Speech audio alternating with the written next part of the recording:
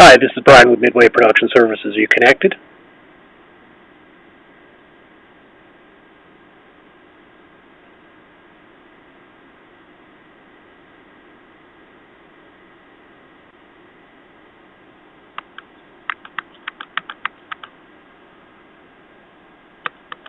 Yes, I am.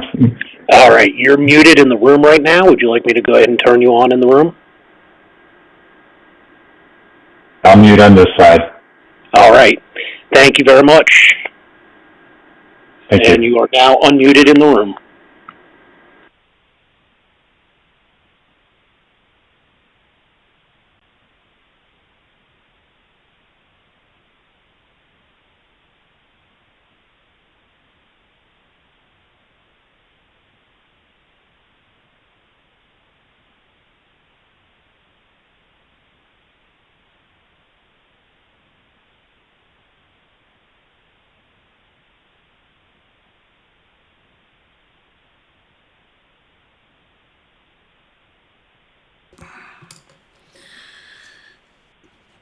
Do I have a motion to return to open session?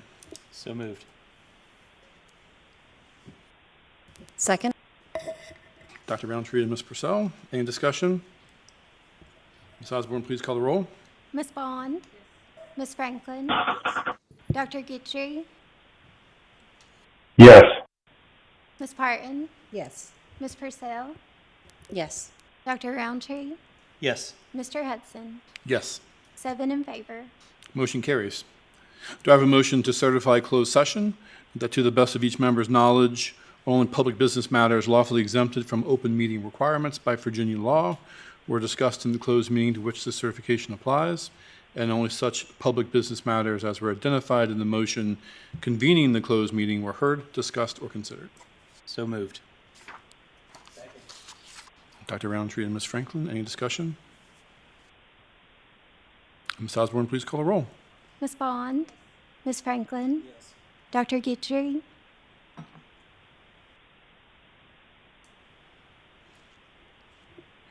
Dr. Guidry? Yes. Ms. Parton? Yes. Ms. Purcell? Yes.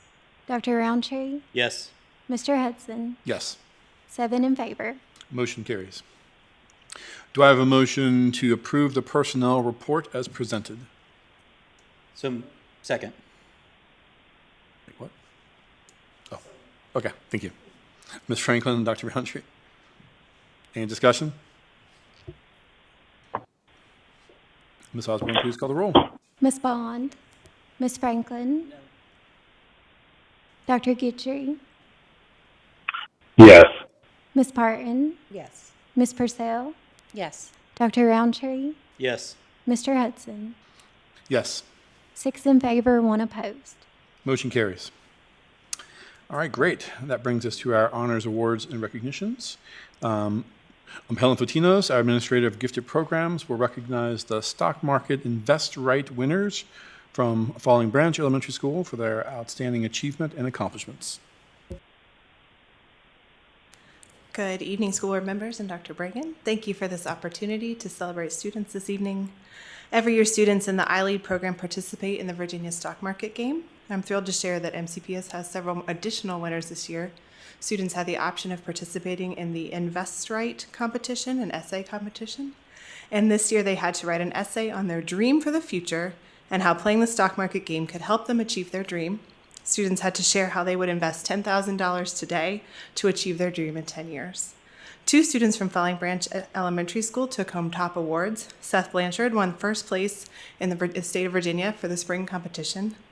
Eden Seife was named first place essay winner for the year-round competition for the state of Virginia and also was named 8th place national winner for her essay. So it is my pleasure to introduce you to Eden and Seth this evening.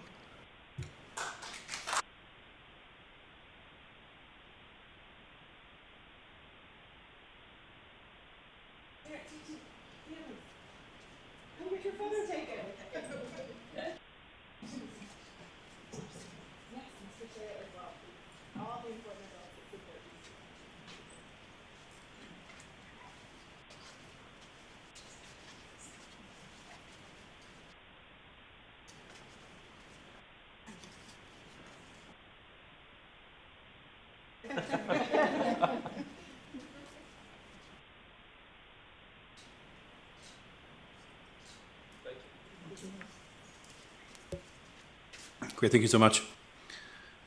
So the board always likes to take a quick break and go say hi to our award winners. And so if y'all would maybe come to the front of the boardroom for just a second, we're all gonna come down and say hi to you real quick, okay?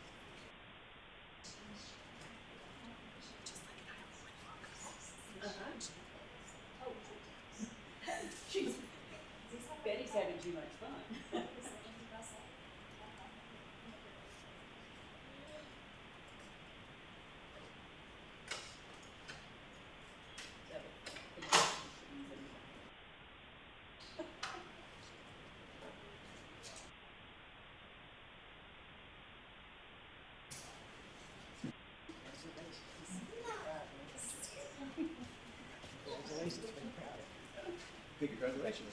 Great job. Great job. Congrats.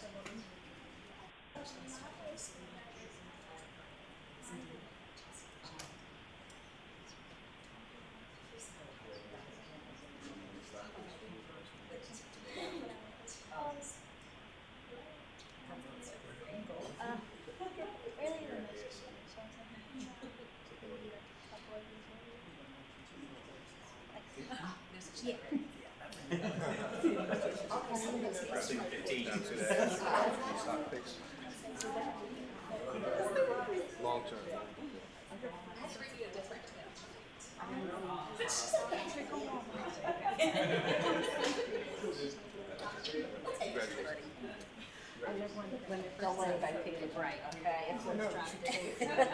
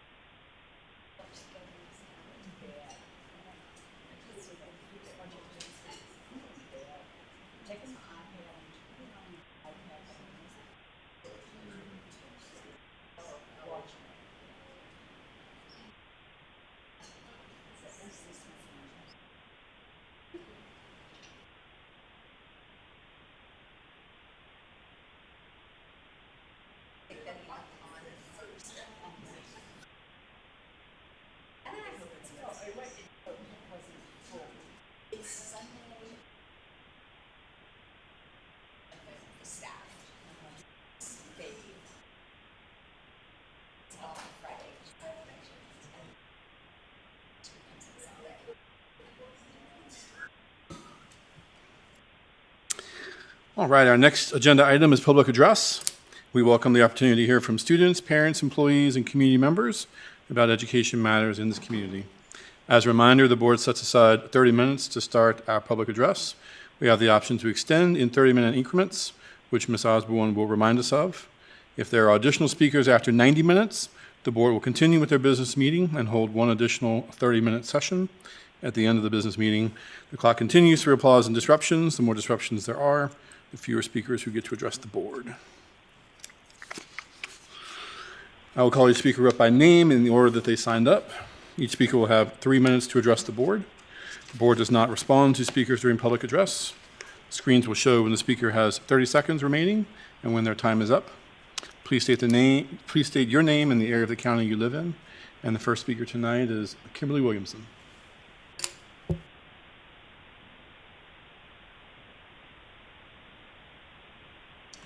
Kimberly Williamson, Christiansburg. I'm reading tonight from the Department of Education's Office of Civil Rights letter sent out to the schools on February 14, as well as from the DOE's webpage on education and Title VI of the Civil Rights Act. These make it clear that various DEI activities by MCPS, such as disciplinary procedures, class enrollments, grading practices, hiring practices, the teachings of the White Privilege Conference, etc., are clearly illegal if race is used as a factor at all. From the DOE's webpage on education and Title VI. Title VI of the Civil Rights Act of 1964 prohibits discrimination based on race, color, or national origin in programs or activities that receive federal financial assistance. The DOE's Office of Civil Rights mandate to ensure that recipients of financial assistance from the DOE comply with Title VI covers pre-K through grade 12 public schools, among other institutions. From the letter to the schools, the Supreme Court's 2023 decision in Students for Fair Admissions versus Harvard, SFFA, which clarified that the use of racial preferences in college admissions is unlawful, sets forth a framework for evaluating the use of race by state actors and entities covered by Title VI. The court explained that classifying and assigning students based on their race is lawful only if it satisfies strict scrutiny, which means that any use of race must be narrowly tailored, that is necessary to achieve a compelling interest. To date, the Supreme Court has only recognized two interests as compelling in the context of race-based action. Number one, remediating specific identified instances of past discrimination that violated the Constitution or a statute. This was once appropriate when the Christiansburg Institute was integrated into Christiansburg High School in 1966. Number two, avoiding imminent and serious risks to human safety in prisons, such as a race riot. Nebulous concepts like racial balancing and diversity are not compelling interests.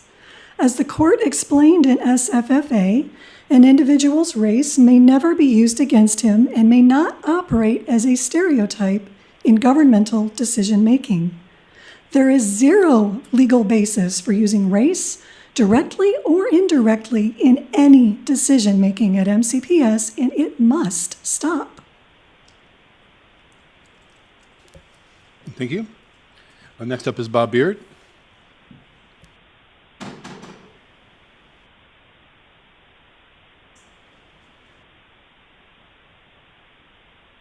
Good evening. Thank you, Bob Beard. I live here in Christiansburg.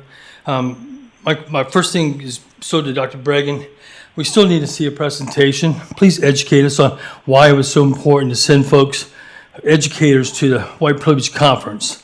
We need to see a presentation, what was learned, and why and how and who is, how our system is racist. You know, if we're going to spend money and send people there and send educators there, and they're going to teach our teachers to teach our kids what racism is, I think parents ought to know what it means as well. Okay, we're paying the tax dollars for that. We need to see it. Next is we have signs around the schools that pets are allowed on campus. Yeah, we got kids dressed like furries going to classes. So if we're going to include kids dressed like furries and act like cats and dogs in school, I think we should take down those signs so I can walk my dogs on school property. And let's see if there was anything else in particular. On your community health, I think you need to talk with your attorneys, because Grafsky is the chair for the community health program that you guys signed off on last week. So you guys directly impact how much revenue community health brings in. So it may be grants or whatever, but you guys directly affect that. So he should recuse himself from all financial matters when it deals with board of supervisors and the school system. So you need to make sure that that Grafsky can vote and should be recuse himself from all matters regarding financials for MCPS. Thank you. Okay, thank you, sir. Next up is Chris Thomas.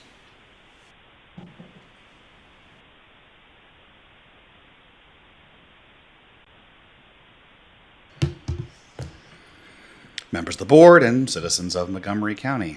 Can we please give the anti-DEI bit a rest, just for a little while? I know my friends on the right will keep beating this dead horse until it stops coughing up engagement in their sad little cloistered corners of the internet, but we all know the score here. Unless I miss my guess, this board is not overly sympathetic to a dramatic reading of the president's latest executive order or whatever Mr. Beard is stammering about. It's a waste of time. You know it, I know it, they know it. Chair Hudson, just to be clear, I'm not asking you to gavel anybody down or anything like that. This is a public forum. They have as much a right to address it as anyone else. But let's just all be super clear about what this is. That's because it's not productive social discourse. It's not argument in good faith. It's not trying to find common ground or improve our community or better our schools or anything like that. It's a sad, pathetic, childish cry for attention. Look at me. Listen to me. This board has real issues to consider. It has serious business to discuss. Our schools are a massive undertaking, dispersing millions of dollars, orchestrating the education of thousands of students, providing busing and meals and infrastructure that makes all of that possible, and running it is a lot of work, and I recognize that. Long after my friends on the right here have checked out of their meeting, this meeting, and gone home to dream about when America was great and women knew their place and minorities lived in constant terror of mob violence, this board will still be in session. You'll conduct the actual business of government. You'll do the hard work. You'll make the hard choices. And you'll go home late to your spouses and loved ones. I'll be here with you until you do, because I care about those things. This isn't a convenient soapbox for me. I'm not here to waste your time or listen to myself talk or parade around in my little homemade t-shirt. I'm running for office. I can speak too. I'm not running for office or trying to drum up membership in my sad little paranoid delusionals club. I'm here because my kids, your kids, and all of our kids deserve the best education we can give them.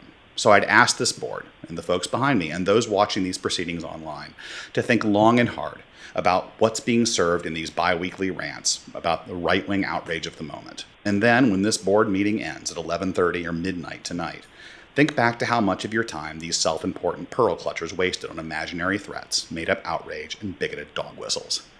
Our kids deserve better. And in the spirit of that, I'll yield back my last 45 seconds. Thank you, sir. Next up is Kim Bowman.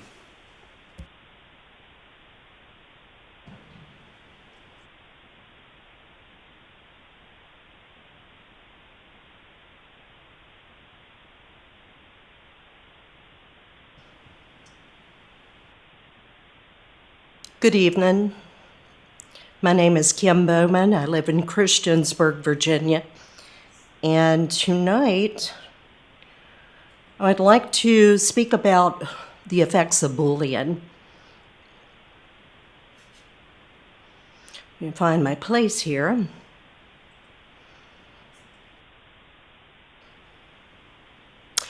Bullying is a problem that not only shatters lives, but it can also shatter communities. Its effect can be so devastating that some victims feel trapped and hopeless and actually turn to suicide as an escape.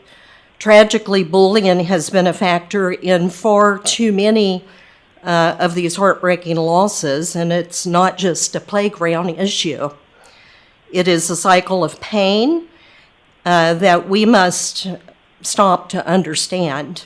Bullying can devastate a child's mental health, leading to anxiety, depression, and low self-esteem. And I think that we can all agree that the mental health crisis in our young folks is definitely rising and not getting better, actually across all age groups. Victims often feel isolated, they lose confidence, they may struggle academically, withdraw socially. The impact extends far beyond victims. Bullies themselves are also often caught in a cycle of aggression rooted in their own pain. Why do kids bully? Often it's learned behavior. A child with a parent who bullies through verbal abuse, control, intimidation, and they may see this as normal and actually mimic the behavior in public. Insecurity is another major driver. Some kids lash out to feel powerful, hiding their own feelings, and it can push a child to redirect their hurt onto their peers. Other causes are narcissistic tendencies, like the craving of control or admiration. And this can fuel bullying as kids seek to dominate or feel superior. Adults bullies play a significant role. When kids see grown-ups, parents, teachers, or coaches using power to belittle or to manipulate, they can internalize that bullying is accepted, even rewarded. This is worsened when the responsible adults fail to act. Teachers, parents, school staff who ignore bullying or dismiss it, as kids being kids, allow that cycle to continue. I'm sorry, Ms. Bowman, your time is up, but thank you so much. Seeing no one else signed up for public address is closed. Next up are consent items. If no one wishes to move an item out of consent, we will consider these items approved. I'd like to call the board's attention to 2 donations from the New River Valley Biker Church to Auburn High School and Auburn Middle School.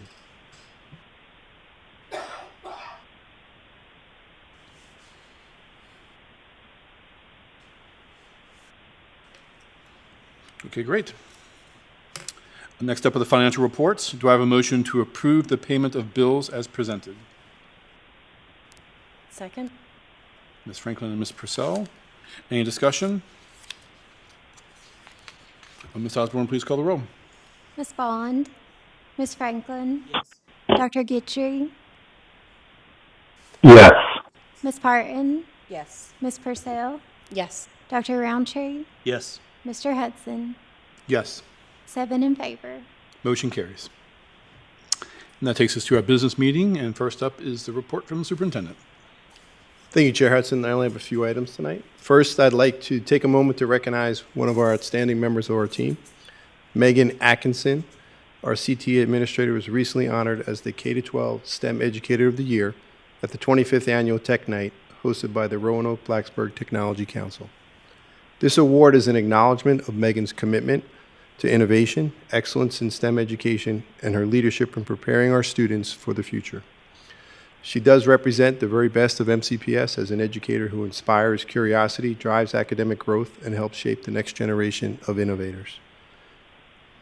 We are fortunate to have Ms. Atkinson as a member of our MCPS leadership team, and we appreciate all her contributions to our school division. Next up, I'd like to just say congratulate all of our graduates who graduated about a week and a half ago. It's probably the proudest moment as superintendent to watch our children walk across the stage at all of our 4 high schools and see what they've done and what they've accomplished at their time here, and see that the opportunities that lie ahead for them. It's a very proud moment. I know a lot of board members were at those graduations too, and just makes me very proud to be a part of this team. I also want to thank our teachers and staff, all the work they did and all the years they put in for those children to be able to walk across that stage. And finally, I would just like to thank all the support personnel and the maintenance and ground staff that and administrators who made those ceremonies memorable and enjoyable for everyone that was there. I thought they all went off without a hitch, and that doesn't happen without a lot of extensive planning and preparation that happened ahead of time. I want to thank them. And lastly, this is an example of one of the things that people don't always hear about, you don't always see about, but I got a phone call on, let's say Saturday night, but it was really Sunday morning about 1:55, waking up out of my sleep. And there was a plumbing issue at Blacksburg Middle School. And our administrators in charge and our team were there, we're on site, we're dealing with it, we're mitigating it, and put in time not only overnight, but in the morning on Sunday and during the day so that our summer school programs would take place on, this past Monday, yesterday. And that's just a small example of the dedicated staff we have here, that people would get out of bed and do whatever they can to make sure we could still have summer school for our kids on Monday morning. And I want to give them a shout out, all our maintenance grounds and everyone that was involved in pulling that together. I think it epitomizes the dedication that we have in many of our staff members here. So thank you to them, and I wanted to share that publicly. Thank you, Chair Hudson. Okay, thank you, sir.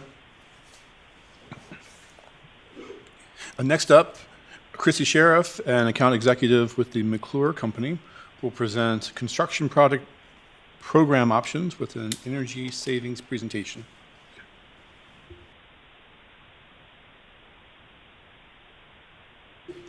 Good evening. Good evening, Chair Hudson, members of the school board, Dr. Bragan, and public. Thank you for having me here. And what you just said, I'm here to introduce Energy Savings Performance Contracting, which is a construction or innovation towards the school building's path that allows you to upgrade your school infrastructure with and improve energy efficiency, reduce long-term costs, and do so without upfront capital. First, want to say how much it is very clear what Montgomery County Public Schools has done to answer to and show its effort towards its strategic plans. What we've seen in the projects you have unfolding with Christiansburg High and those impending in process and being thought about shows dedication towards being stewards of your community. I'm here to introduce this concept as another means for furthering that commitment towards your schools and the physical learning environment that enhances the learning success of our students. Traditionally, when you're looking at upgrading a boiler, Blacksburg High School has a plumbing issue, or if a roof needs to be repaired or upgraded, you're doing either as a single source project or you're looking at something as bold as an addition or a new business or a new construction building. I'm here to talk a little bit about a path that Montgomery has experienced in the past, but energy savings performance contracting as another route. Traditionally, when you're looking at the single scope, you're doing a boiler, a roof project, or a plumbing upgrade to one single building. You're looking at a single bid. It's usually design, bid, build. You're getting a low bid opportunity for procurement. There's a little bit of change order risk in there that prices could change from that initial quote. You're also looking at additions or a new construction where there's many moving pieces. There's a lot of back and forth. You might get one price, you might hear a different price later. And ultimately with both of these directions, you're not really quantifying what good it's doing, just an out cost, just an upfront cost, not does that plumbing or that boiler, that HVAC or that roof have an energy savings component to it that could reduce that cost? And that's where the energy savings performance contract method comes in as an alternative. With this path, we look within your buildings and your operating budget first. We want to understand what your buildings are costing to run and operate on the day-to-day. Then we want to look at what your budget is, what you've been given for the next 12 months, what that budget is, and let's look at and look for wasted dollars within that current budget spend. If I upgrade your lighting, it will change what day one costs to what day two will cost. We want to use that as a perfect example of ways that we can create savings, but really leverage your existing budget and dollars spent in better ways to where you can get more done for all of the school buildings within the district sooner. So that's the path that we want to talk about. This one is 100% Virginia code authorized. They want you to use this path towards investing and renovating your buildings. But the path is to look within your existing budget and avoid upfront capital. In the same process, you do get guaranteed savings that the company you work with has to answer every year for guaranteeing those savings. If they don't make it, we will make it right operationally and cut you a check for the difference. Traditional construction does not give you that guarantee. So the risk falls on the vendor that is working with you, your facility partner. Costs are fixed, savings are locked in. Open book financials, so you pick the price and what goes into the project. It's not anybody that's chosen for you. You get to pick each and every element based upon its cost and its savings. We're not a revenue share or an energy saving share company. We're paid like a general contractor. So there's no in it for the win it in terms of the vendor. We're here just to help you get those costs and do it through Virginia legislation. This in turn gives you reduced fees. You do get energy capture. It does go big ways towards just helping your operating profile, but also the student engagement piece with CTE with more of these sustainability, the solar initiative opportunities as well. You may be paying for a project as you stand right now, and that is what we would like to see if Montgomery County Public Schools is open to exploring. Ways that we can look or scope items that are traditional in energy savings performance contracting. The bigger buzzwords are most common are lighting, plumbing, roof upgrades, solar for renewable energy, as well as geothermal exploration, HVAC recommissioning, as well as upgrades, chiller, boilers, electrical. So if any of these things sound familiar, these are 100% items that don't just have a cost component to it, they have a savings component to it. Non-energy related, but still scope items that often get brought into these projects because you can still save and bundle more scope items to where you can get more done sooner under that umbrella are security upgrades, technology, communication upgrades, as well as ceilings, gym tile, gym floors, even stadium and field lighting. So many other things can be explored in this process. A simplified way of just kind of pulling one item away and showing how this works is just pulling lighting, for an example, one scope. Let's say you have an electric bill that's $1 million per year to Dominion. Let's say you have an energy savings performance contractor come in and say, I can upgrade all of your lighting from this T8 to LED. And if you let us do that, it's going to save you $250,000 per year by doing that upgrade. When you finance that project cost and those savings and put them into a pool, and most projects are about 10 or 15 or 20 years, so you finance it for that. But really, the project costs are paid by the savings. So you pull your savings, $250,000 each year. If a project is typically funded over 20 years, that's $250,000 each year making payments for its own project, or $6 million in terms of a funding source for a much larger project. Now, it's interesting to think about when it's not in your buildings, but at the next levels, you do get opportunities to really explore and see how that is guaranteed, quantified, and what you get that trust. In addition to building projects like the lighting example I mentioned, you have reports and tools, data, that helps us work with you and collaborate with your team led by Dr. Bragan on deciding strategically and comprehensively what goes into each phase of a project so that you're looking at the priority, the life cycle costs, what will cash flow sooner, what gives you the best energy save, and what is at a critical point of needing to be upgraded. So it's really strategic planning for your facility upgrades moving forward with that added benefit of knowing a guaranteed cost and guaranteed savings from the moment you sign that contract, knowing nothing's increasing on your side. Additional to energy savings in your own budget funding projects, there are ways to build up the project or ways that you can incorporate additional financial options into these projects. And you can add one or you can infuse a couple. So there's always internal cash. If you have that items that have already been dollar marked for in the budget, you can infuse that to pay down a project with your existing reserve funds. There's also tax-exempt municipal leases. There's also the VEEF program that DOE provides for us. There are Inflation Reduction Acts with a lot of these renewable objectives that are still available to us, in addition to utility rebates, where in addition to what we save you, your utility rebate companies will give you rebates. That's just for you. It's additional savings. Grants are always available, so we just look for the ones that are most applicable that we're embarking on, and we will help you towards that path of applying and receiving grants. In addition, there's innovative ways such as solar power purchase agreements where you don't pay for the solar, but you can reap the benefits of energy savings and reduces that project. And then last but not least are bonds. The process to an energy savings performance contract starts with a at-risk, no-cost preliminary scoping audit where a handful of buildings, proof of concept level, are selected, and you can really see more of what I'm saying. Does this really test? Does this make sense? Does this work? Is this feasible for Montgomery County Public Schools? Then we go into procurement. You have a couple of different paths with that, whether you choose a cooperative or the Virginia Energy RFP BOE process.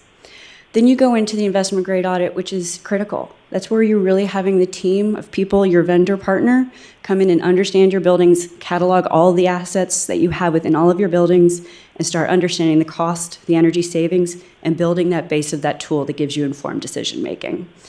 Then we talk about how we're going to build the project, finance the project, construct the project, monitor and verify the savings year over year over year.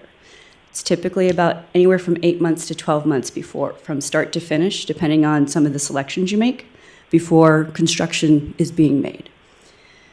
In addition to the cost savings, Schools benefit from exploring these renewable solutions and things like solar enhanced energy savings performance contracts because we're talking about your strategic plan and enhancing the learning environment, and it's all about the students. So while there's financial benefits, we can do more sooner. You can leverage that with those tax credits, but really there's grant and funding opportunities, there's student engagement opportunities from the CTE and the STEM Lab concepts, as well as internships and volunteer work, many different exciting opportunities where this can really bring the community and the students as a whole involved into the excitement of what you're bringing. And last but not least, I'll leave with an example, a case study. A school, Caroline County Public Schools, they have 5 buildings to their name. They approached the energy savings performance contracting through the Virginia Energy Department BOE, and their need was serious HVAC upgrade needs in their high school and their middle school. They could not afford it without asking their board of supervisors for additional money. They needed a way to do that without having to ask for additional money. So they asked for this process. We looked through their buildings, and in addition to the HVAC needs that they had, we brought in lighting upgrades, as well as building envelope upgrades, and then infused it with a solar PPA, which helped bring a otherwise $10 million project to only $3 million at a project, which their board of supervisors was happy to finance. So that is how they can all come together to address needs and lower the quantifiable impact of these projects to make a bigger impact for the community. Any questions? Thank you for that presentation. School board, any questions tonight? Who wants to start? Sure. So thank you so much for the presentation. I'm so excited. Anytime we can save and cut out waste, I am all about looking into. So very informative. You guys do a whole lot more than just save us money. We do. I didn't realize, I had gone over this before I came in, but with you explaining it, you really put more in detail of how much you're going to be helping our students and how many more things we can save on rather than just our utilities and basically what would be the main scope of starting this up to begin with. So thank you so much for that. And I know solar is a big thing now, but I can tell you I'm a big fan of the LED because even though it's costly, I know how much of a difference it makes, and those things last forever pretty much. And everything you said that I know somewhat about has been spot on. So thank you so much for coming and the presentation, and I look forward to hopefully getting something started with you. Yeah, thank you. Ms. Bond? Ms. Purcell?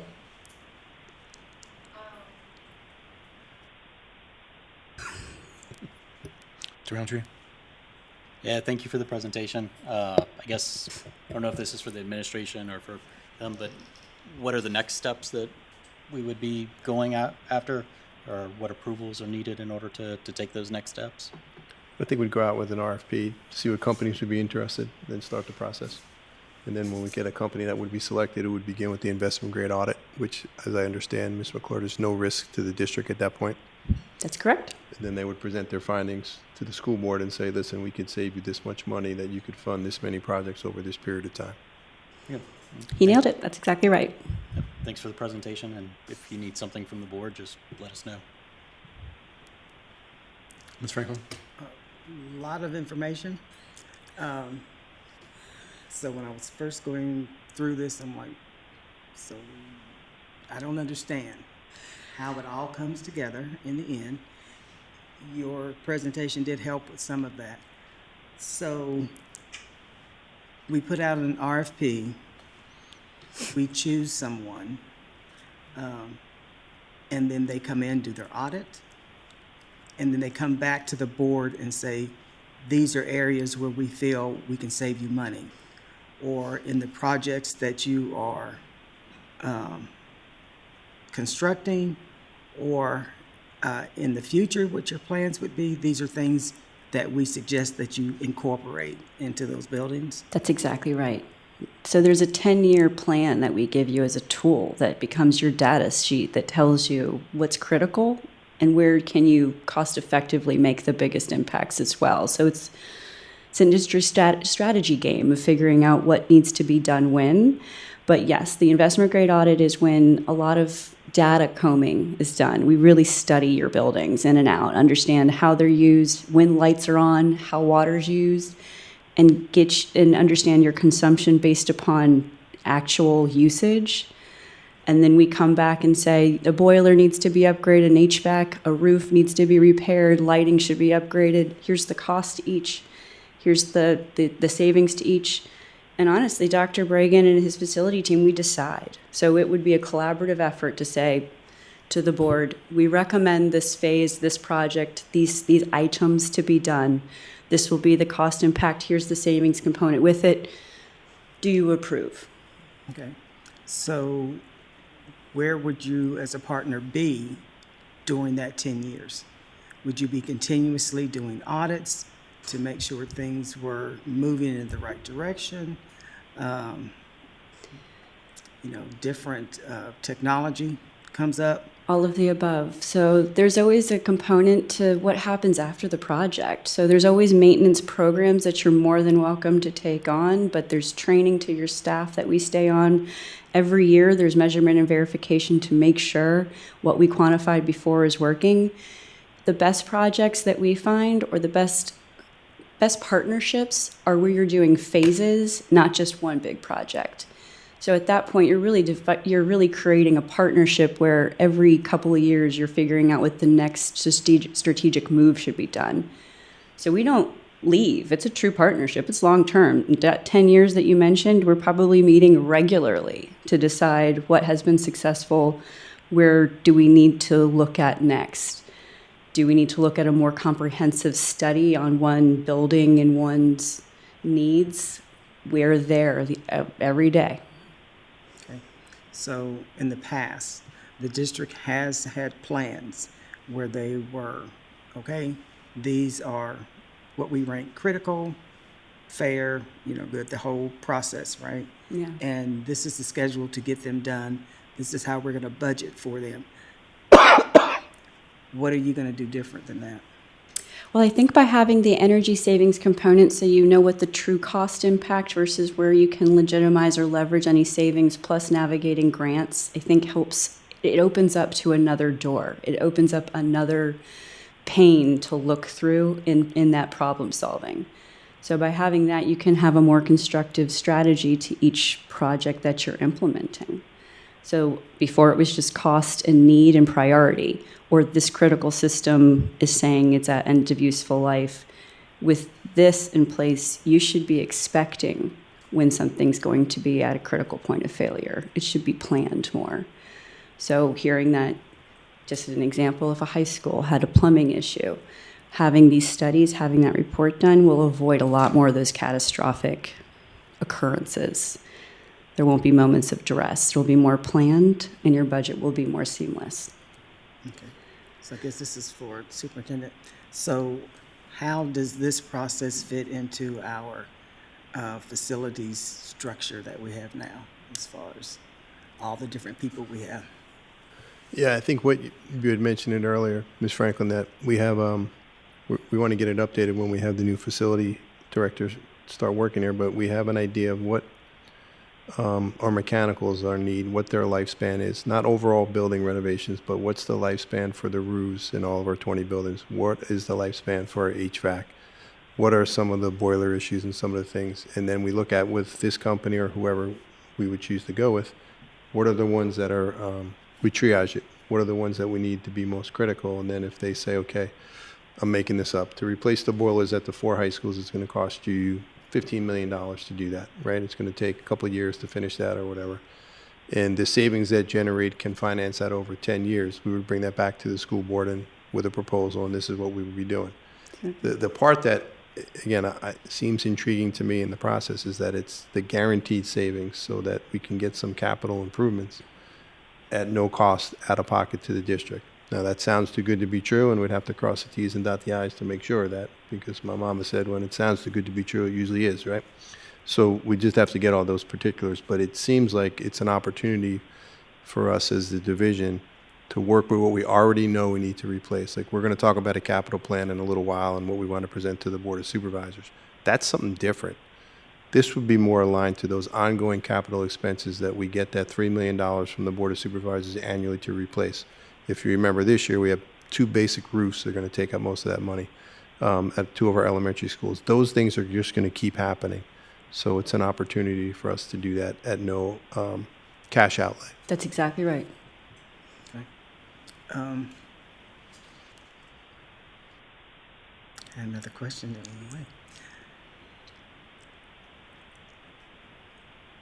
So once we make the investment to say, yes, we want to do this, this is the firm that we want to engage with, when do the dollars hit your door?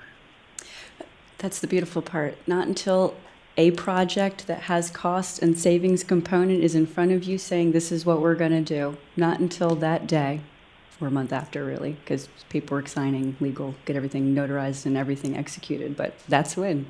So when we're doing the investment grade audit, no costs. When you've selected a project where you have it guaranteed and locked in, what the company you select will be asking for you to commit to in terms of payment, what they're going to be on the hook for savings every year to you, and what scopes will be operationally proofed and successful for you. Okay, thank you. No, my pleasure. Dr. Guidry? Yes, thank you so much for the presentation. I have a couple of questions.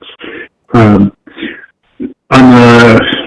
one question might be as much for the superintendent as for you, and that is we have a capital plan that we're going to discuss tonight that's going to be over $100 million, and this will include some financing or potential financing.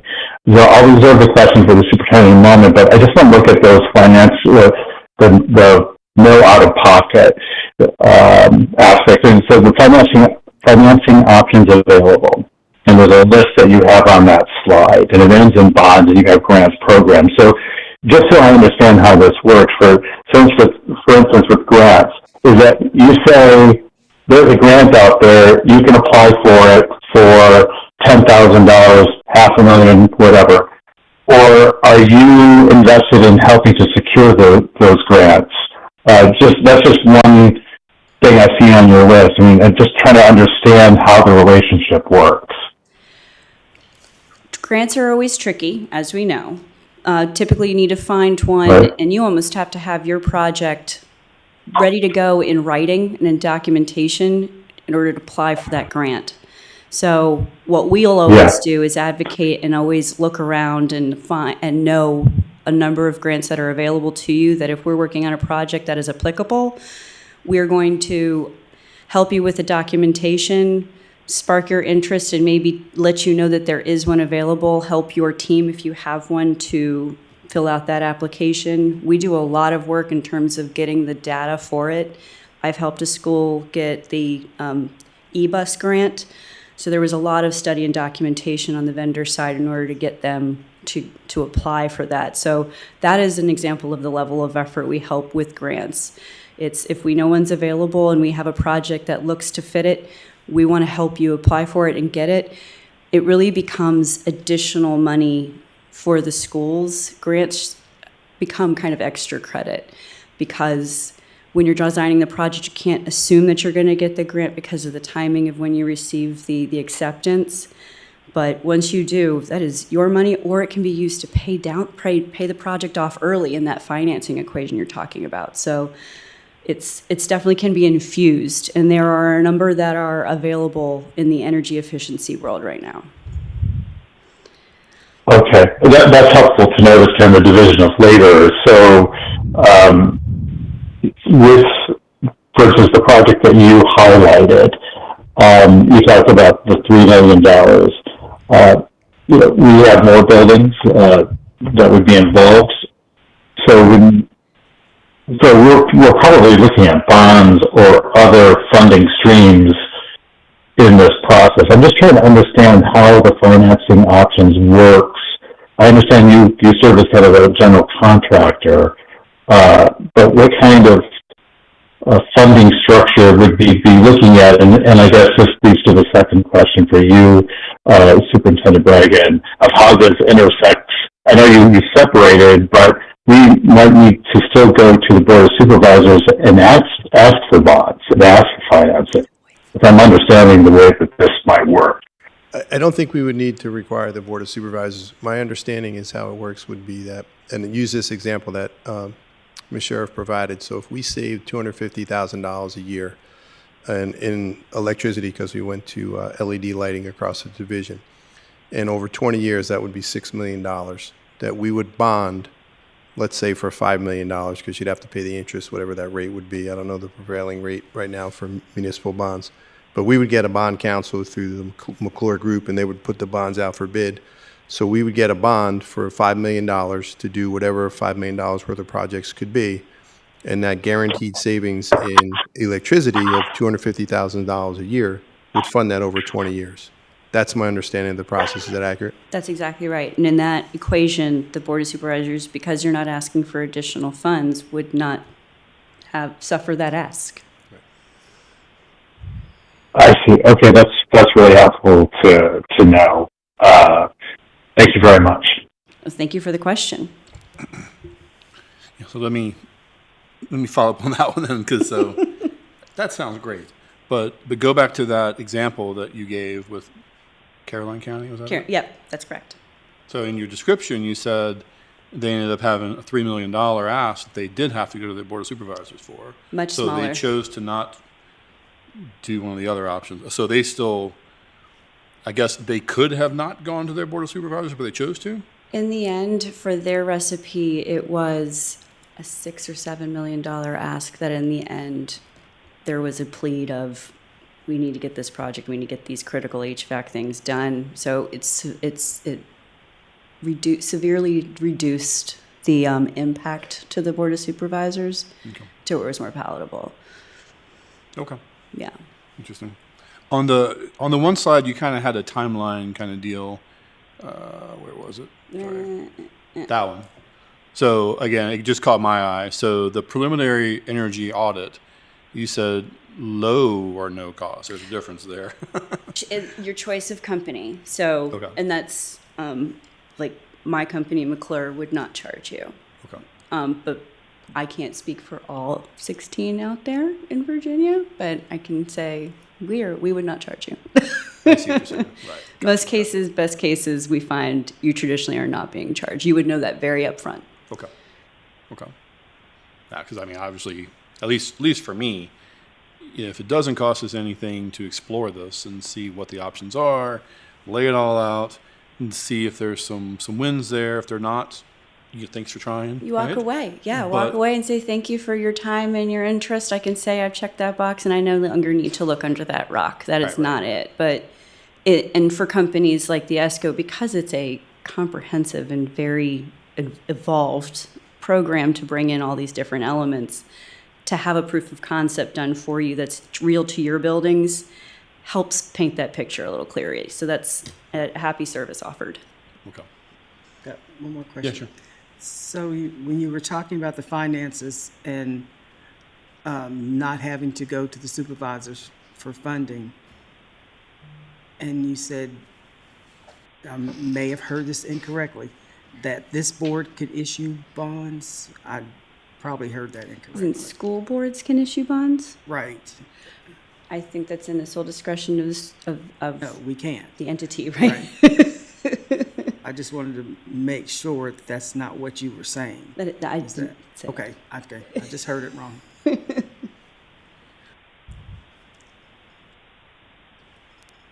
Correct me if I'm wrong, though, and this could be an education for me in Virginia. If we went with a bond council, they put bonds out there, we wouldn't be issuing the bonds. They would be. They would be. Right. So it would be like going to a mortgage company and getting a mortgage, then we would be making the payments out of our operational budget annually on what those savings would be. Now, if there has to be a pass-through with the county for the funding, because they're our bank and all that, I don't know those particulars, but that may be a part of it. But it wouldn't be us going to the county and saying, hey, I need $6 million, raise taxes 3 cents and give us that money. There may be a pass-through there. I don't know that particulars on procurement. We'd have to get all that information. Exactly, because they're the funding agent, there is that governing piece of, I know what is happening, that would be applied, but it's not the same as asking for that $3 million or $6 million or $10 million for the additional to the budget. It's to avoid that.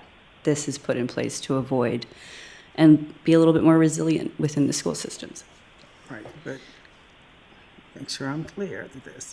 But it still sounds like you're saying that this board would go out and ask for a mortgage, basically, on a project, and then we would pay for it through savings? Well, yes. So the exact same example with a tax-exempt municipal lease. So those are low interest rate leases that are operating leases that are built and designed for projects just like this, where the project may be $6 million and it's paid for saving $6 million. So the company, like a Bank of America, a lending institution, is going to finance that total big project for you so that you don't pay out of pocket. And you're paying from the $250,000 in annual savings. So it's a wash to you. So the contract is held and financed for a total of $6 million over, let's say that recipe was 20 years, but your savings is paying for it through escrow. You are financing the project, so you're avoiding the upfront capital. Our budget like we normally have, our operating budget. Now, right now we have debt service that we're paying $400-something a year still. That was a similar project that was done several years ago. So it would be part of our operating budget. And if we had, I'm making up the number, I don't know off the top of my head, if we budget this year $1 million for electricity, right? That's what it costs thereabouts, right? A little more, a little less, depending on the weather and all that. And that next year, because of the savings with the LEDs, we would only need $500,000. Let's just say that it was the example. The other $500,000 we would go towards debt service to fund what we just bought for $5 million that we're paying for over time. Right. How that works, though, if that has to be a pass-through through the Board of Supervisors, because they technically are a banker, I don't know how that would work, but we wouldn't be asking them for additional funding for our operating budget or for any capital. That's correct. So it's kind of on the premises of the PPEA situation where it's a public-private? Oh, the power purchase agreement? Yeah. So those are interesting because those allow you to, it's a financing mechanism that can pay down a project if you were to infuse solar in addition to, let's say, the lighting. So if you put those two together, lighting has a cost, lighting has a savings, but the cost does outweigh the savings. You get the savings over 20 years in order to get that $6 million, right? So with a solar PPA, it's your roof or your ground that solar is getting put on top of. But just like this mortgage equation that we were talking about, there is a company that is a solar developer, and then there's this other entity that is basically a solar mortgage holder. And they're the ones that are financing the solar. Solar companies putting the solar on your roof, your ground, but the company who's taking on the solar financing is now responsible for paying for the solar, maintaining the roof or the ground wherever the solar is, and you just get to reap the benefits of their electric savings. And you get to celebrate for the community what you did. But it typically comes with a large electric savings component. In this case, it was like $45,000 a year. So if you think about that over a 20-year term, it compounds quite greatly. And that's just savings. So that $45,000 a year paid down annual projects every year. No cost, just saved. So a lot of times I can take an otherwise cost-intense project and severely reduce it, significantly reduce it. Okay.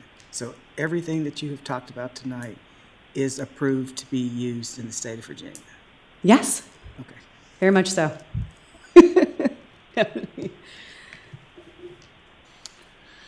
Dr. Guthrie, since I can't see you, do you have any other questions, sir? No, the follow-up questions from other board members or from you were helpful. Thank you.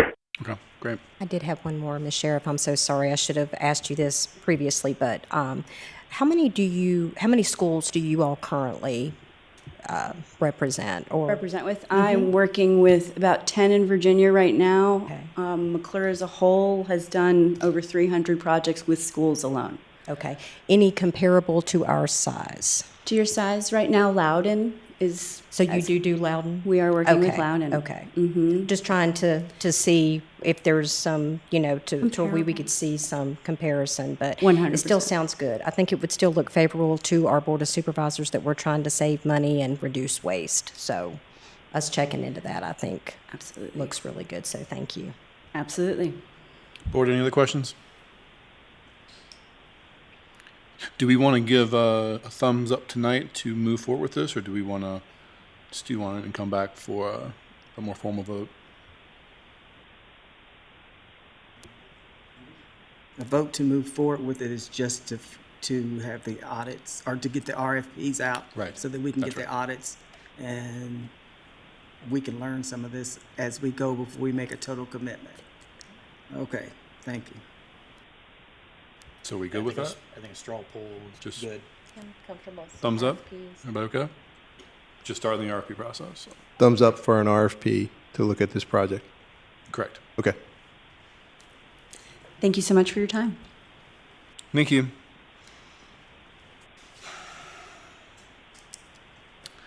All right.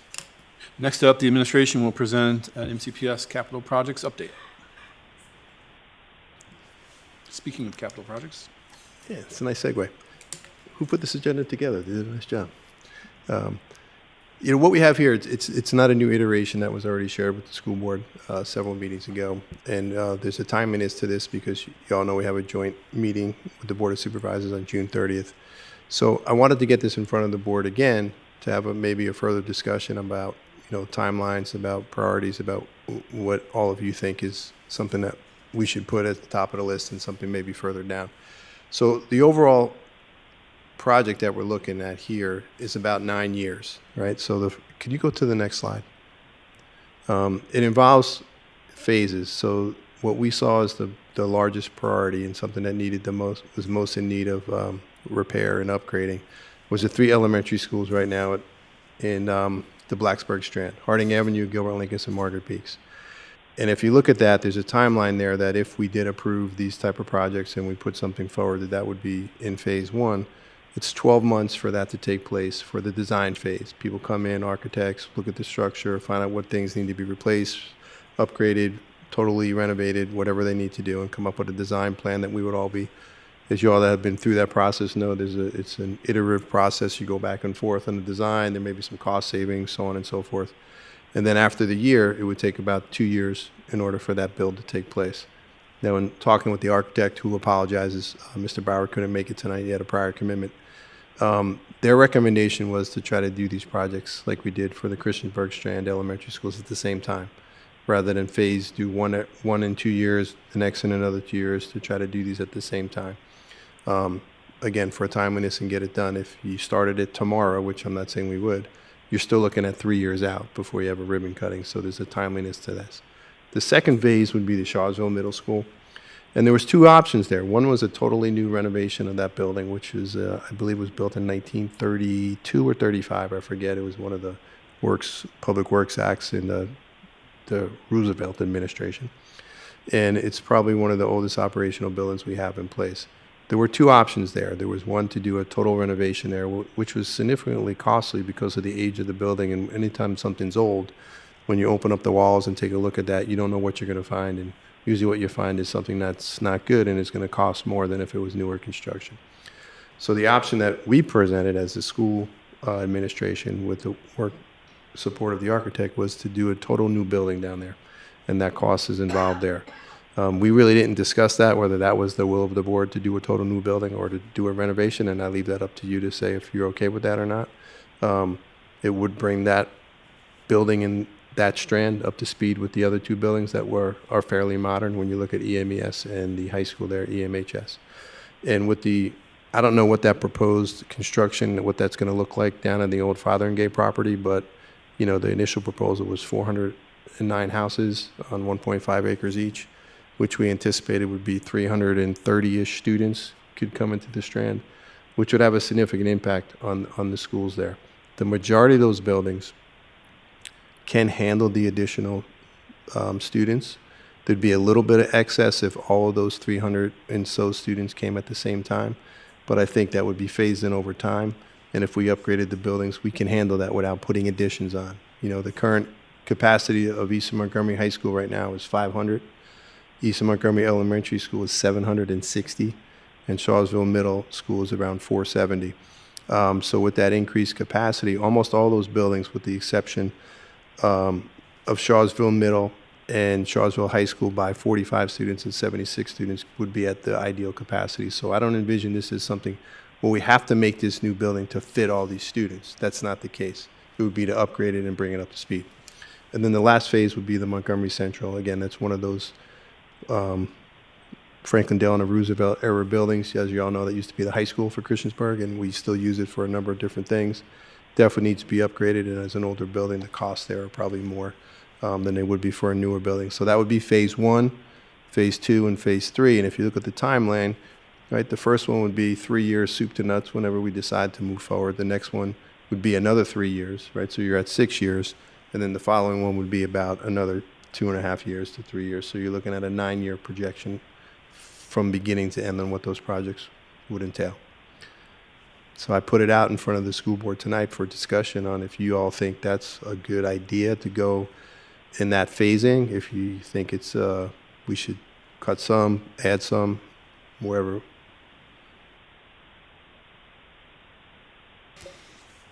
Okay, good. Thanks for getting us back up to speed on that. I guess I'll open it to the board for questions and comments. Who would like to start?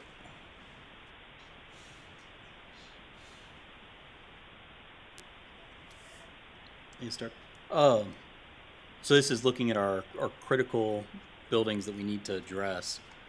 The buildings that are next down the road, what kind of updates do we expect to see in those in a 10-year horizon, or a 6 to 10-year horizon?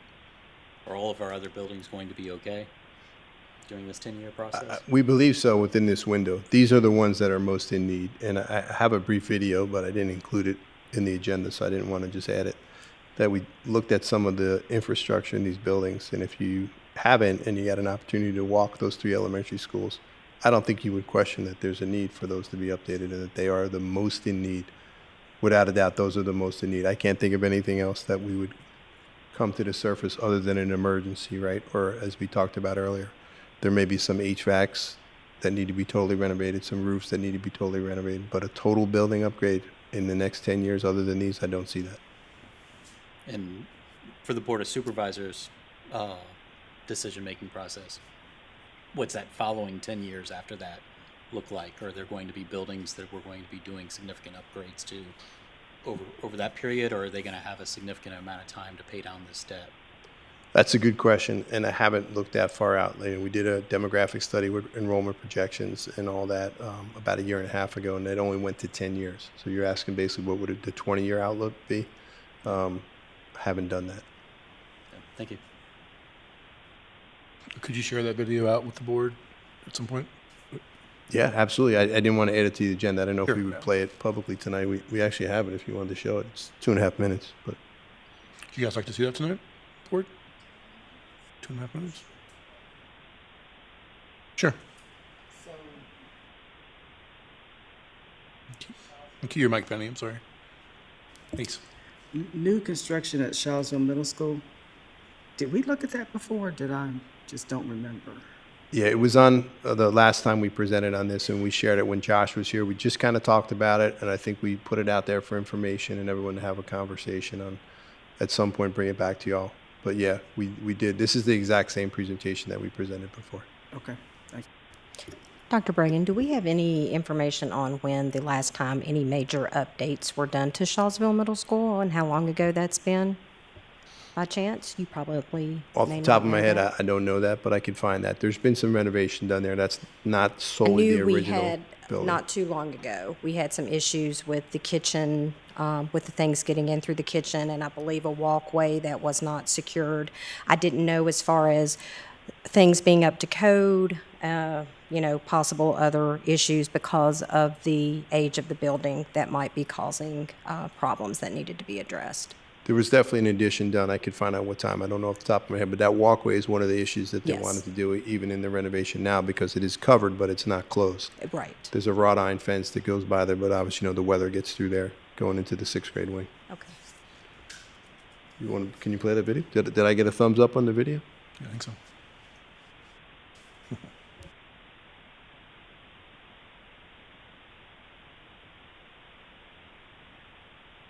I don't know that. Can you see this video, Dr. Guthrie? I don't. I'm watching the YouTube. Oh, yes, I see it. Thank you. Okay, great, thank you. If you could play that, Tosh. Yeah.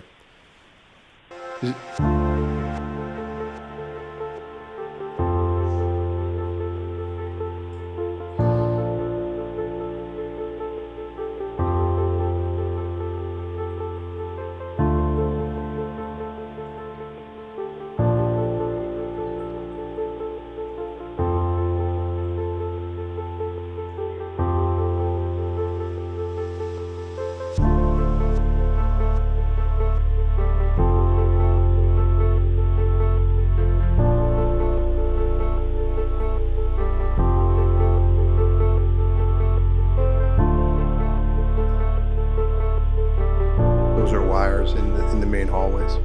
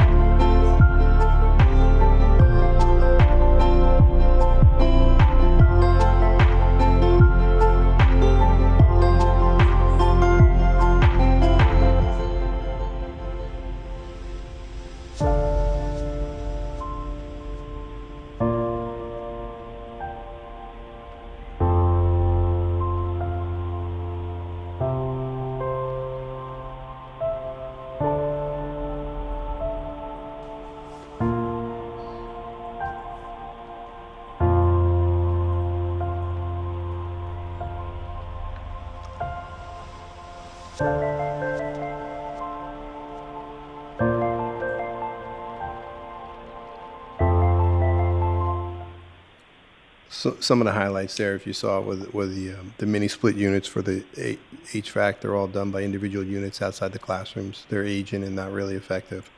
You saw in the hallways the older lighting as well as the ceiling. It's that old, I don't know what you call it, but it's not drop-down ceilings. It's right on the top there. And when we have leaks and stuff, it's really hard to repair.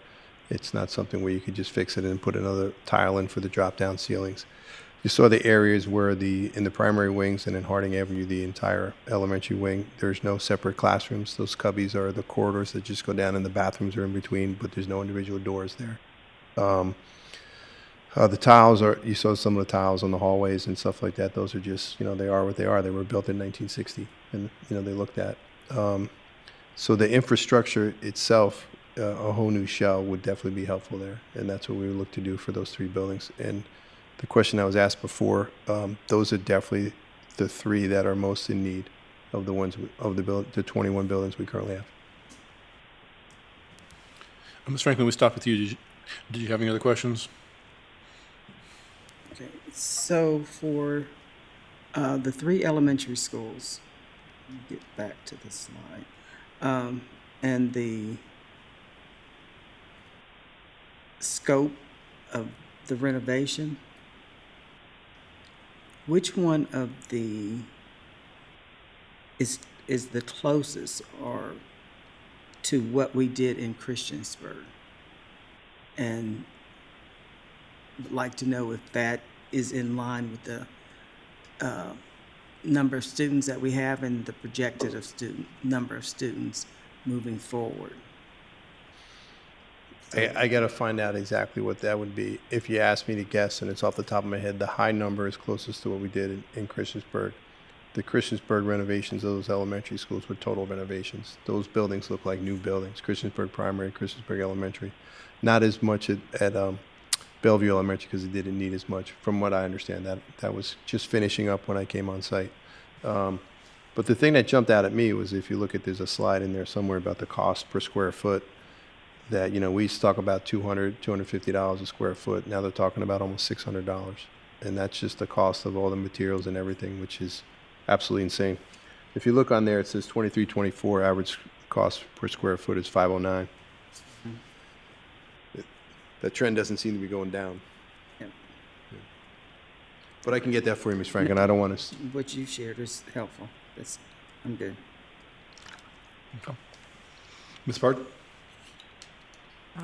No, I mean, those three Blacksburg schools definitely look to me like they are the most in need. From what I could tell, I felt like I was telling Ms. Bond, I felt like I was watching a video of CES before. It looked exactly like that, and what they have done with that school, I would love to see done with these elementary schools. So yes, I'm totally fine with the presentation and moving forward. Okay, thank you. Ms. Bond? I agree. I think they're very, very similar to what we did at Christiansburg, but I am with Ms. Franklin. I would like to kind of have some guidance, and I understand that it's gone up. I know we didn't do it in 18. It's been closer. When did we start the Christiansburg project? You finished in 22 because it was finishing up just when I got here. But I don't think we started in 18. I don't remember. 20 maybe, I could something find like that out. I don't know. But I just think for understanding that I know it's going to cost more, but I still think if we can kind of look, because that school's almost identical to what CES was. And I think, we need to kind of at least be on the same scope, because Bellevue probably needed more than what they got. And we pulled back because of the funding we could get and what we had to do. So I think we need, we said when we did the other schools that we would keep that in mind. And I think we need to definitely be true to that. Ms. Purcell?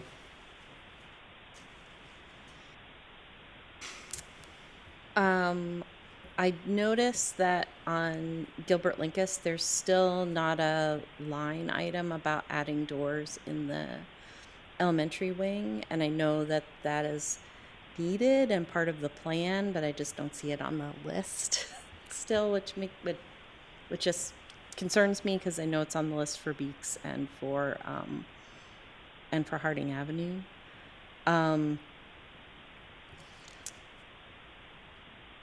When we present this to the Board of Supervisors, is there a way do we have to wait until we kind of go through that design approval process to then know how we can start working on improvements, or is there a way to present, because the idea was that there's some work that would happen simultaneously at all three schools kind of over several years rather than doing one school at a time. Is there a way to communicate that before we go into the that design negotiation process? I'm sure there is. I mean, I would work with our architect on that and go over that. And I'm positive that Gilbert Linkus has doors, and that's one of the biggest concerns at all of them, is the primary wings don't have individual doors or individual classrooms. That's definitely part of it. If that's not listed there, that's an oversight that I'll review with the architect. And I would also ask, when we share this at the joint meeting with the Board of Supervisors, if you could really just emphasize what the security vestibule entails, since that has been a concern theirs with our elementary schools in Blacksburg, and just the need and what the additions of those to these buildings would provide. That's just a suggestion. So I think that's all for me. We can absolutely do that. When you mentioned the listing, it seemed like when I was reading through it, I kind of saw something too. Maybe I misread it, and I can't seem to get mine to pull up. But it said demolish or get rid of the modulars, but on down the list it said making ramps for the modulars or building ramps for the modulars. So I kind of wondered what maybe, did anyone else see that or see? I'm trying to think where there's not modulars, there's an annex, that they would still use the annex building. Maybe it's not Gilbert, but one of the other schools. I Maybe see it might it have been Harding. Harding. Yeah, number 9, it says add ramp at modular classrooms. So I didn't know if that that's was a something short-term thing right. till Right. the I didn't know if other that's what they were parts are talking done. about or. I'll find out. That's an architect question that I don't have off the top of my head. I'll get that answer though. Are these lists architect-driven items, or were these from community parent-teacher feedback? All So of that. They conflict. Yeah. The architect actually went to the community forums and met with all the principals on multiple occasions to get the feedback from the staff and community. I mean, I think some board members are at one of those. Dr. Guthrie? Thank you. I'd like to echo the requests regarding the doors at GLE. I want to see those in the list. When I look at H8 at Harding, it looks to me in the drawing as though those modular classrooms are not going to remain, because part of the 5th grade special classroom addition and the dining room addition overlay over the existing real estate that's part of the existing, where it says existing modular classrooms. So definitely would need to make sure that that's clear of what's happening with those modulars. But agreed. I would like to speak to the board about the new construction for Charlottesville Middle School.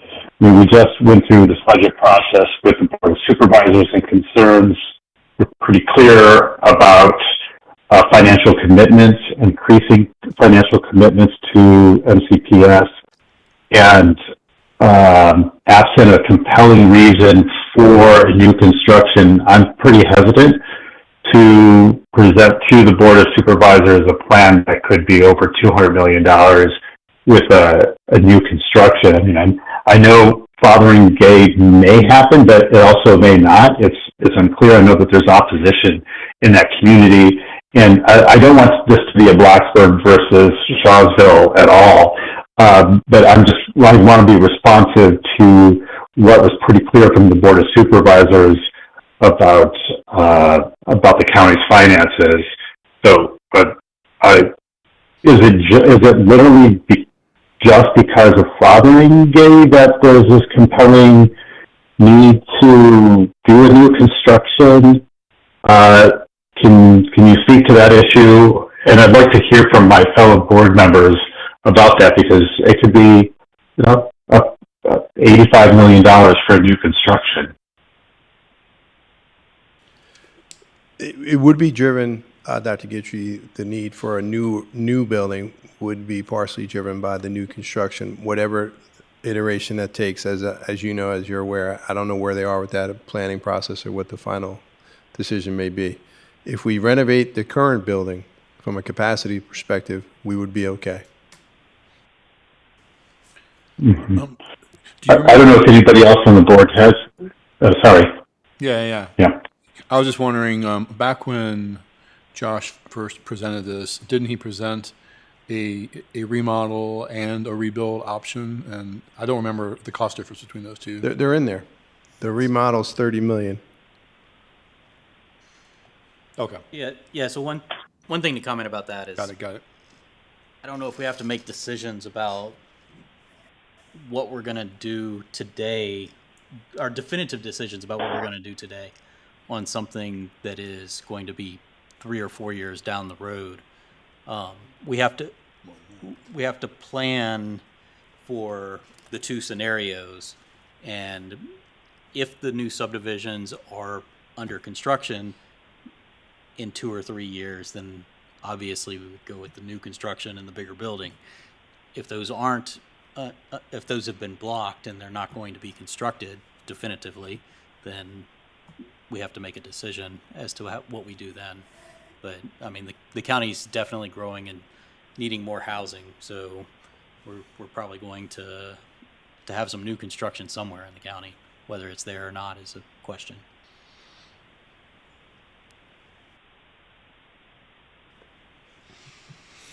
So to kind of piggyback and maybe help with Laura's question. So with the Christiansburg projects, it was always the conception that all three of those projects would happen simultaneously, which they did, which is what I was of the mind that that's what we were going to be doing in Blacksburg, to, say, this is what we need, this is how much we're projecting it will cost, and them figuring out how much they can afford for them to give to us for the construction and go from there. So some of the design gets rearranged and reconfigured once you figure out how much money that you have to do the projects. So as far as Charlesville Middle School, I'm still a little leery about how many students are projected that impact there. I just don't necessarily believe it'll be that many. But there definitely needs to be some big attention paid to the elementary school, the middle school. Montgomery Central for me is, I'll say this, how much of a money pit, quite frankly, is that to us? How far are we going to go without doing a major renovation to that building or tearing it down and doing something else, to say that in the long term, how long can we keep using that as an educational facility? Because at one point, it was not being used as an educational facility for parts of it. And that's another conversation. So that's where I'm at with things.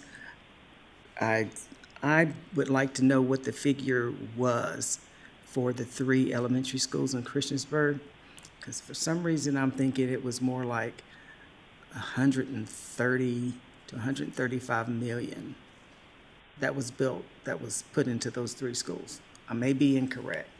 I think that number, Ms. Franklin, includes the high school. I think it was 35, around 35 million for the elementaries. Okay. And around 100 for the high school. Okay. Ms. Bland, is that somewhat accurate?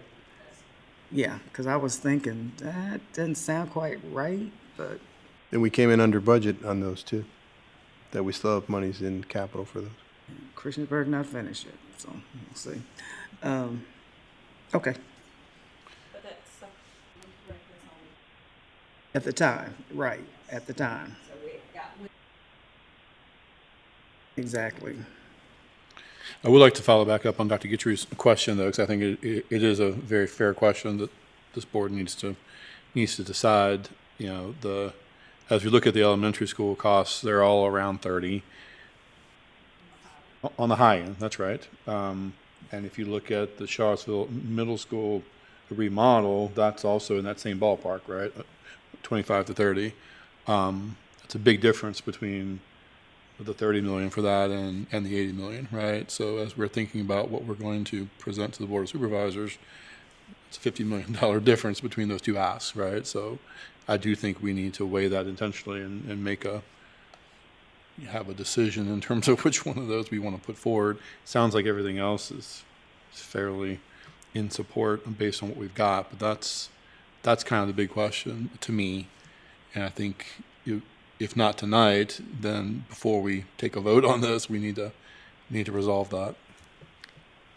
I don't think the board can issue a bond for a rebuild until several years down the road for that particular type of money that we could get for that. So I think if we're looking at a projection of not only knowing what they're going to do with the land development, which, I mean, if you're looking at 3 to 4 years before we see if anything happens, and even longer than that before we start on a project, at that point, we've had to go back and change things on rebuilds and renovations. I don't know how many times with a lot of the schools that we've done. And before I was even on the board, I know there were different issues that we would have to go back with them and talk about with issues that arose. So I'm hoping that they would be open to things popping up to where if we did see, it's hard on that particular school because there's so many what ifs right now. And we don't know about the development, we don't know, but we do have time there with that one. But now the the elementary schools, we do need to get started on. But, maybe we could have that conversation as far as if we can, this is something we're looking at, if we do decide we need this, or it comes about that we need to see about actually doing a rebuild instead of a renovation, we could maybe get some feelings or input on what their thoughts on that would be. And I don't even think they're going to have, like I said, we don't think we're going to have the bond money for that anytime soon anyway, if I'm correct in saying that. Right. Well, and to... I don't,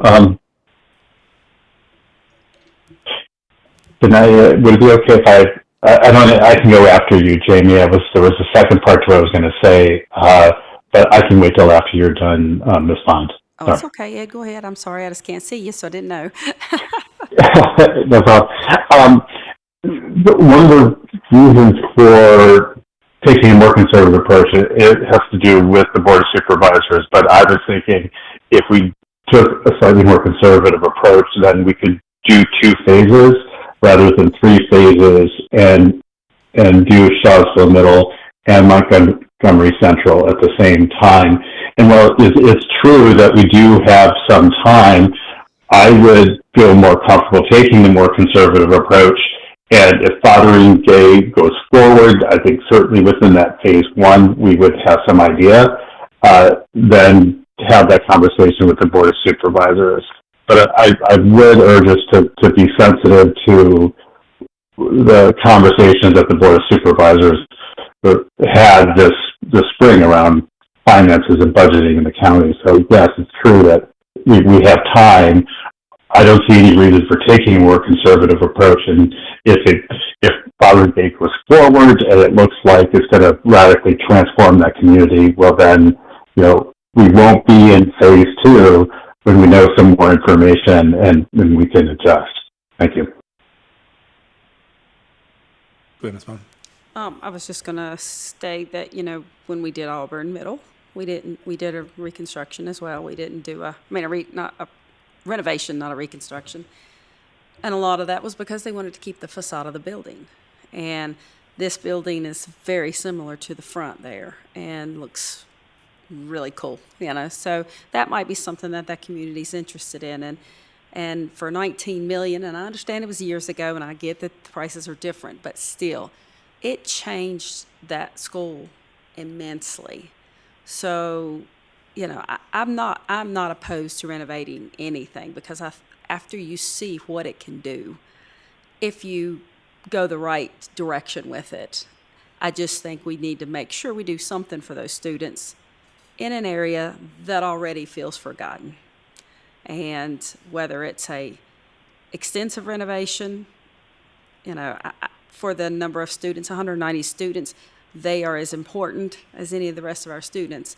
But if we can find a great renovation, just like we did at Auburn, which is phenomenal out there, so I'm for that as well. Let's keep going around. Ms. Purcell, I guess in particular your thoughts on remodel versus rebuild in Shawsville. Sure. So just looking at slide number 2 here, that's also projected on the screen, Dr. Bragan, where it says phase 2, the summary of preferred option is new construction. Is that the recommendation of the administration? Sorry.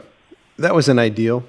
We're not opposed to doing the renovation. I think we could accomplish the same end. And I think Ms. Bond raised a really good point. If you look at Auburn Middle School, you would think that was a brand new building. Even with the facade in the front of the building, it retains that original look. But when you walk that building, you really can't feel the transition from the old to the new. So they did a great job there. So, I mean, that was an ideal if we could do it, but I understand the financial constraints. And of course, if you ask an architect to put their best foot forward, it's going to be the most expensive one. Thank you. And I would think kind of, again, echoing what Dr. Guitry and Ms. Parton have already said, I think the Board of Supervisors is well aware of the impact of that potential development, and they've been getting a lot of feedback and information about it. I believe a revised plan was supposed to come this month, maybe, or next month. Oh, it didn't pass? No, I'm not sure. I know they pulled it back.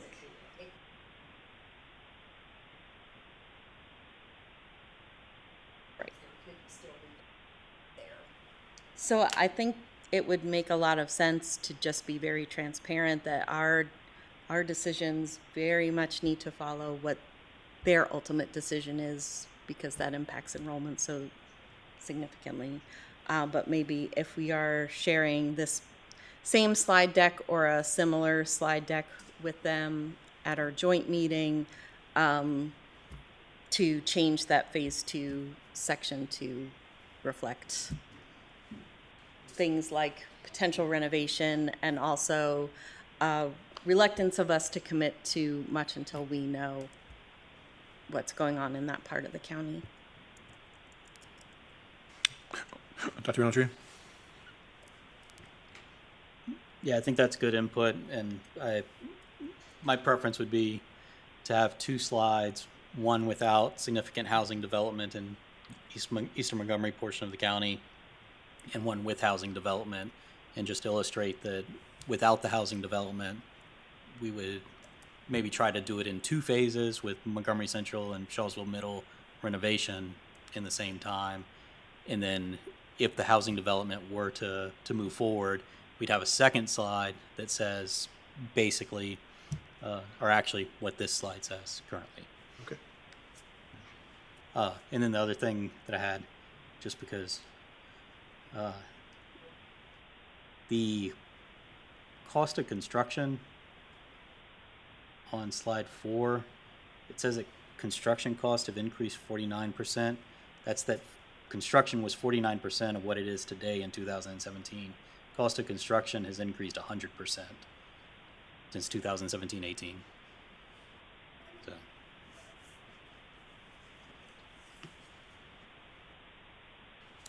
I don't disagree with that. Okay. Math, it's fine. You know, architects are good at designing stuff and things like that. Perhaps math wasn't the strong point. And Ms. Franklin, I forget if you rendered an opinion between the remodel and the rebuild on Charlottesville. It would be remodel. Okay.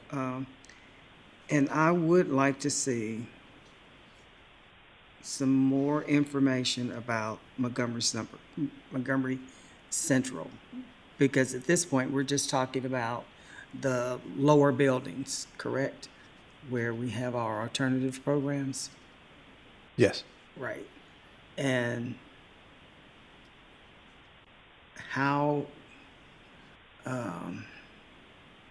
feasible, again, will it be to continue putting money into that building without doing some kind of real renovation that's going to make it long lasting, that's going to be here for a long time, and we're not going to have to keep putting some here, some here, some here, because we know the cafeteria was there that doesn't function anymore, and that's an old building.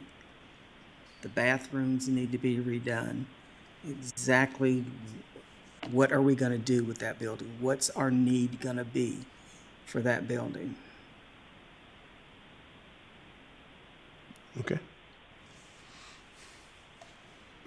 Yeah, I was already a fan, even with the original proposed plan to try to consolidate into two phases, because based on the cost difference between what we're talking about in Charlottesville and Montgomery Central, they kind of balance out with the elementary schools in the original plan anyway, right?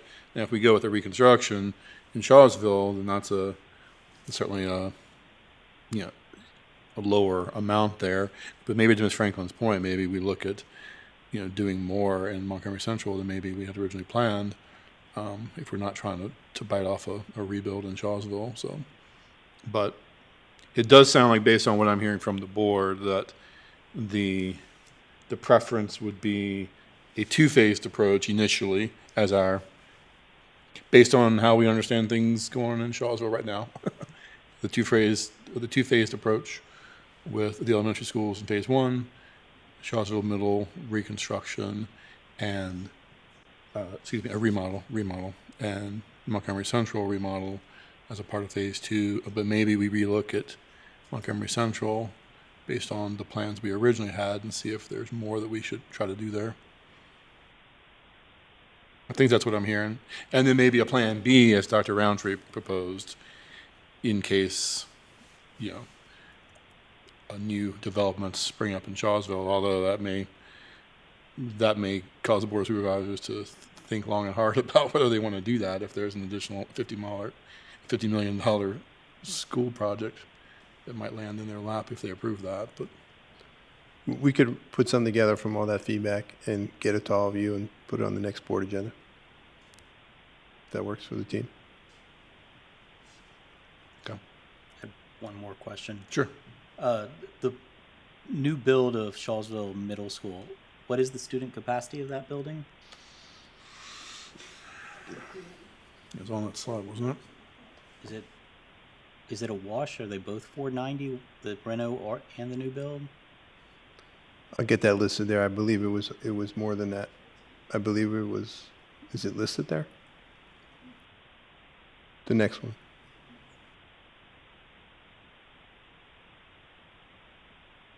I don't think it's listed there. I'm pretty sure it was over 500. I'll get that number for you. Yeah, thank you. Yeah, it didn't include that number in there. We talked about it. It's not on that slide though. I'll get that information.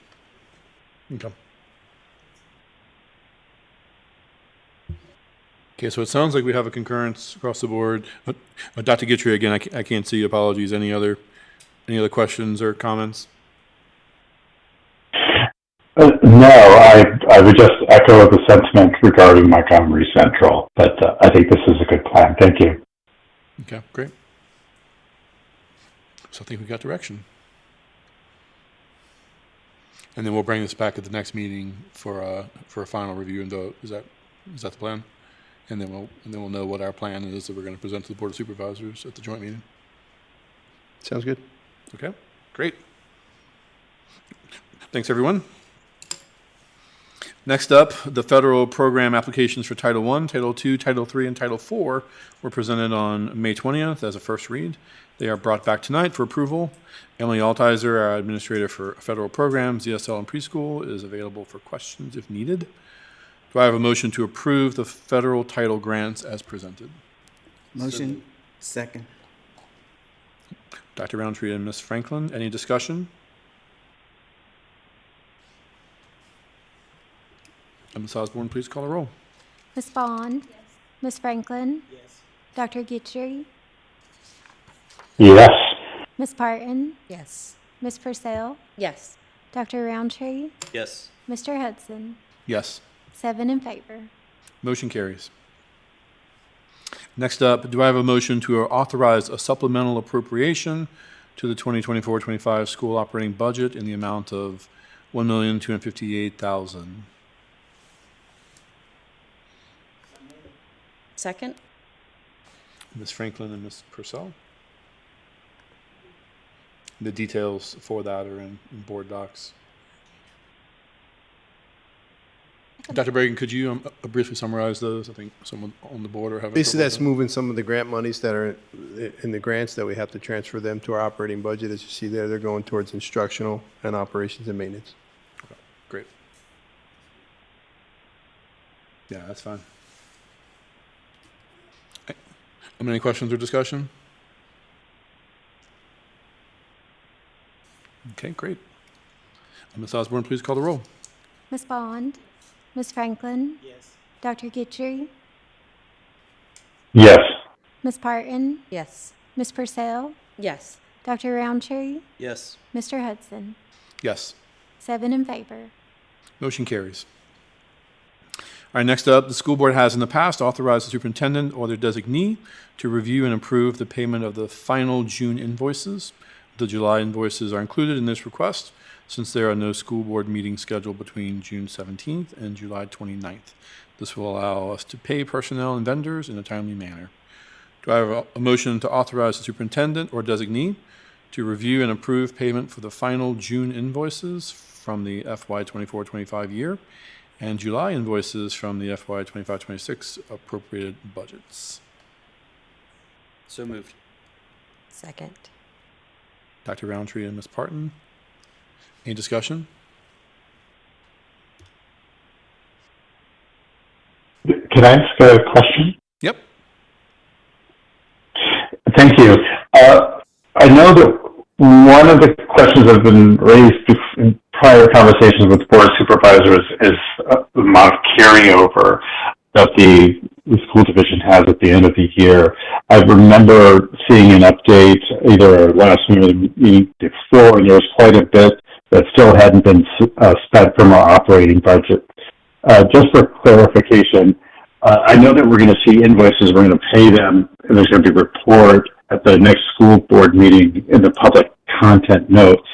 But at what point do we see what that carryover is and how it's being allocated, just to be aware of it in case there are questions about how much we're rolling over, how much we're carrying over, and how that money is being used?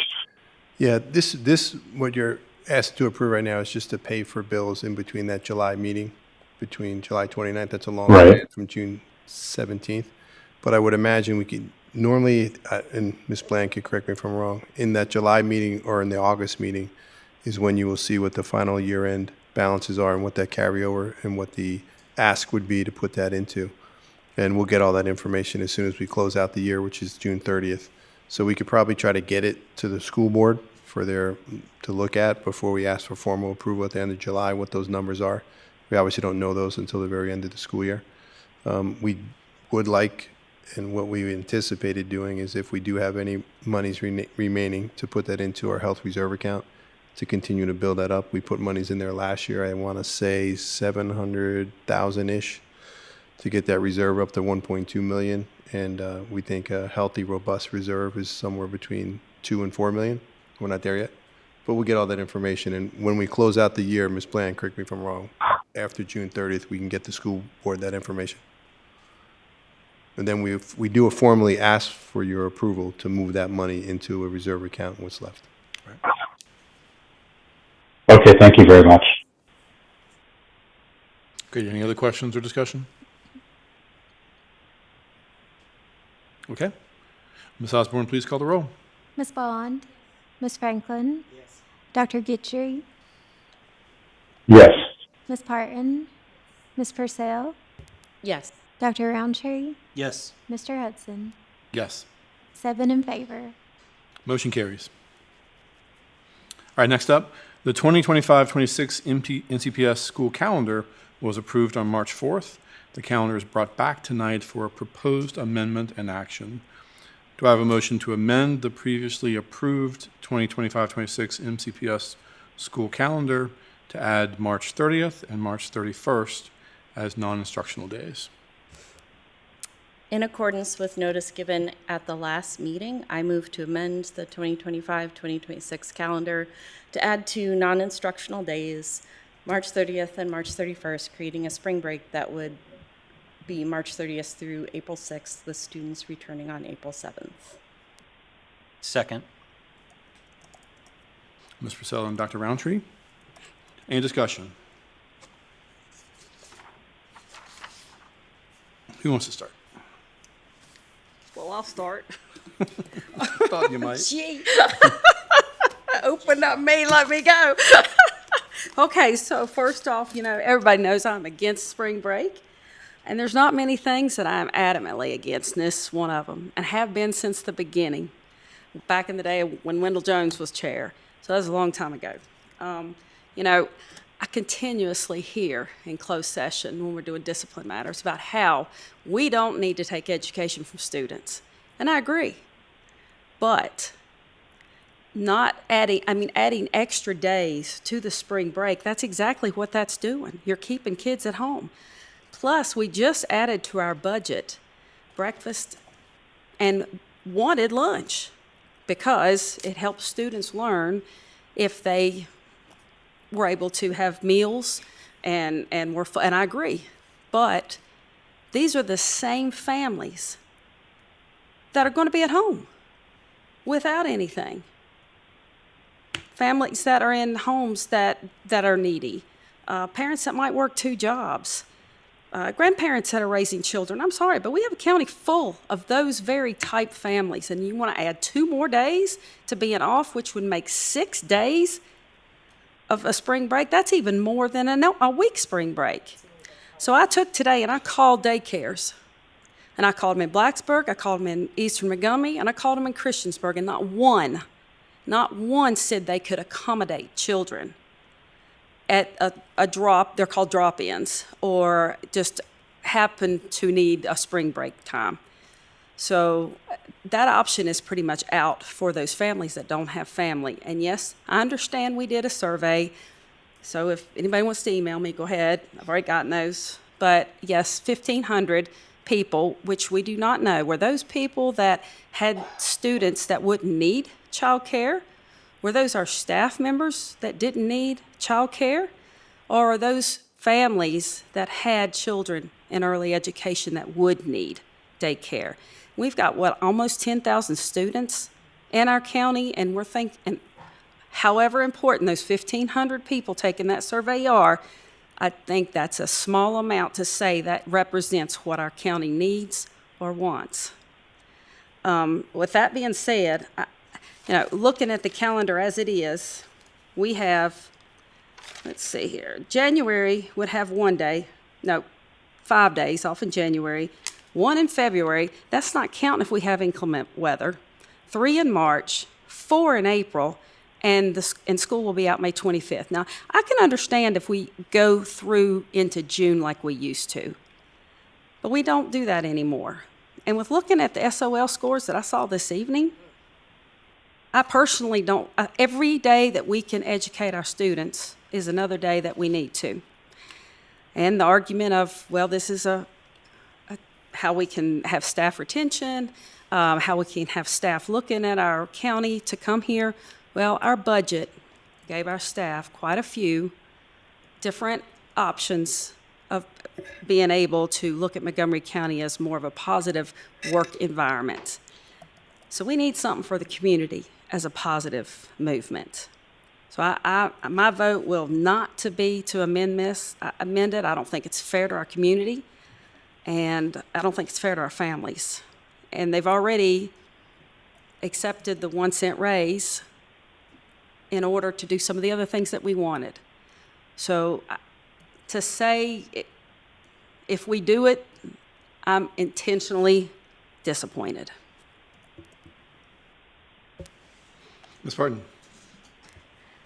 So, not to sound redundant, but I'm going to echo what Ms. Bond says. And what I'd really like to see is for us to really start being as passionate and adamant about the educational part for our students as we are wanting to see how much time we can have off.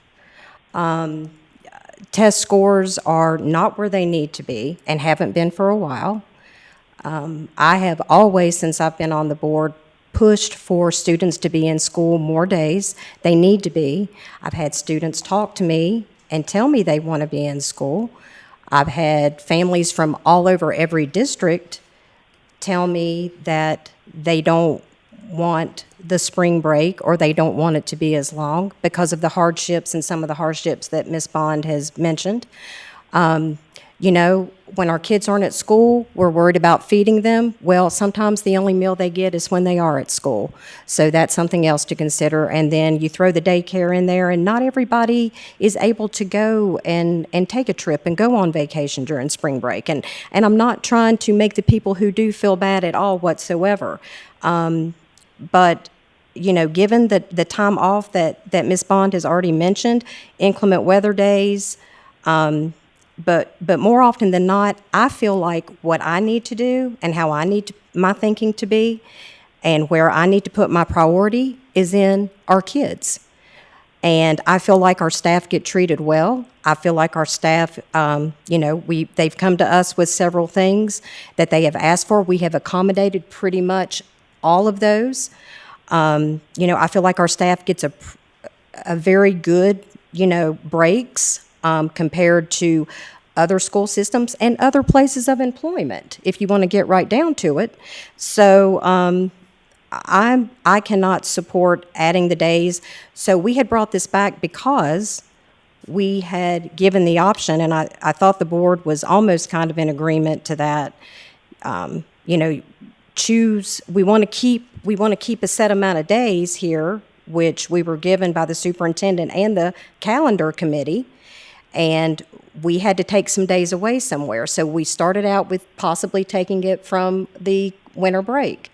Well, we got fussed at for that. So we added those days back and took it from the summer break or the spring break, but now we're back to I want it all again. And sometimes we just can't have everything we ask for. So my consideration is, let's start thinking about our students first, because that's what we're here to do, and our kids need to be in school. So I'm not going to be able to support the amended calendar. And Dr. Guitry, I'll go ahead and call on you as if you were in the room here. I appreciate that. It's tempting to say something about the calendar, but no comment. Thank you. Okay. Ms. Franklin? Okay, so I was pretty adamant before that I was not in favor of the whole week, and held fast that the 30th and 31st, we needed to be in school. And I'm still there. I'm still there. For some of the same reasons we've already heard. One of the big ones is childcare. There is not enough, and a lot of our students are going to end up being left alone. And we're going to have parents who may find themselves in jeopardy of losing their jobs because they have to choose as between, I need to be with my children or I need to have my job. And I've watched that happen. So not in favor. Dr. Roundtree? Yeah, so this will drop us to 179 days. I think the target is 180 days. If I understand the superintendent's target number of days for the school year. With the comments here, I mean, if somebody that's wanting fewer days off that during that period, somebody wanted to suggest an amendment of amending to not include April 6th in that time off, I would support that. So that would just be the 5 days, Monday through Friday, bookending with the 2 weekends, but not the following Monday. And that would give us 180 days even. If I can make a comment to that, one of the reasons Monday was added was not due to the Easter break, as a lot of people have said. It was due to the lack of teachers and students that were in school. The absenteeism rate is one of the reasons we added the Monday to that break. So, you know, just with that being said. Yeah, I mean, that may be the case with an extended Easter break that people are going out, coming back on Tuesday instead of Monday. I think you're going to have, well, I know you're going to have a lot of the same problem with having a Monday, Tuesday in session, people are going to take those days off too, and we're going to have chronic absenteeism on those 2 days as well. And if that's so, then that's a choice. If they want to make that for those who can do it, then they can. Right. Yeah, so it's a choice on the 30th and 31st, but not on the 6th. Right, but you're still giving Okay, those let's- extra days. Let's go around. We're not back and forth in here. We haven't gotten everybody yet. All right, thank you. Ms. Purcell? Haven't heard from everybody yet. As I stated at the last meeting, I brought this up to community feedback. There was clearly communicated desire for a full week break from parents and employees. I think there are valid concerns about absences and need for subs, as well as quality instruction days. Administrators and teachers have told me that there tends to be an increase in problematic behaviors in about the middle of the second semester. And an important part of the education process is reflection, and taking a break and doing other things can help provide that. It is not perfectly timed, but it is a break. I understand concerns about the need to find alternate care situations for working parents who cannot take time off. I am that parent. I can't take time off that week, and I need to think ahead about how to make provisions for my child. However, public schools are not free childcare. That's not the role. It becomes the role, but that's not the purpose of our institution. If we as a board want to have a serious discussion about providing wraparound services to meet childcare needs, I would love to have that conversation.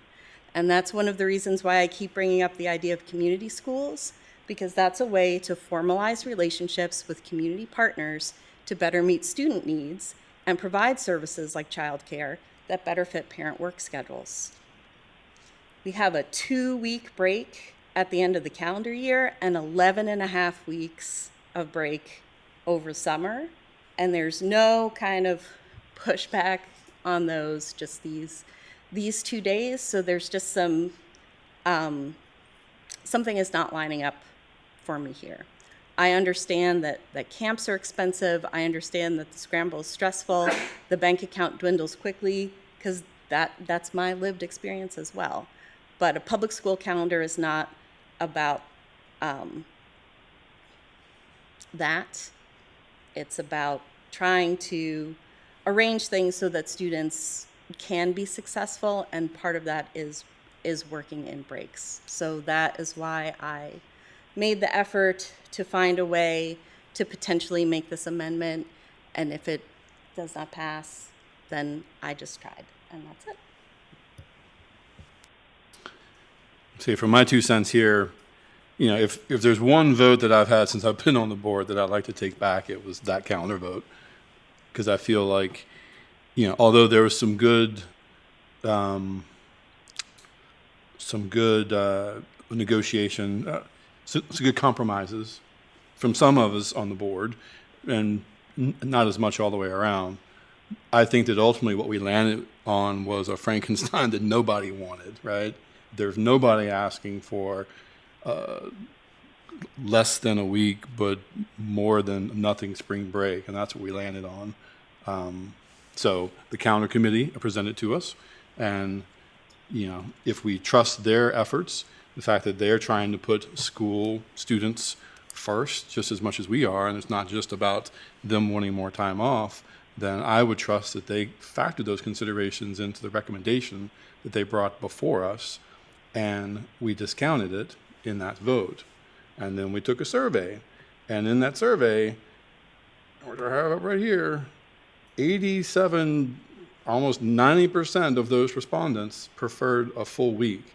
And that wasn't 90% of respondents from Blacksburg. Blacksburg had less than half of the respondents. So that was respondents from across the county who said that they would prefer a full week of spring break. And we still didn't oblige that. We came up with something else. I know there's debate around the timing of it, whether to align to the schools or not. That was around 50, and I know that there's going to be folks out there who, if we don't realign the night with the schools, they're still going to be unhappy with us, but that's not the motion that's before us tonight.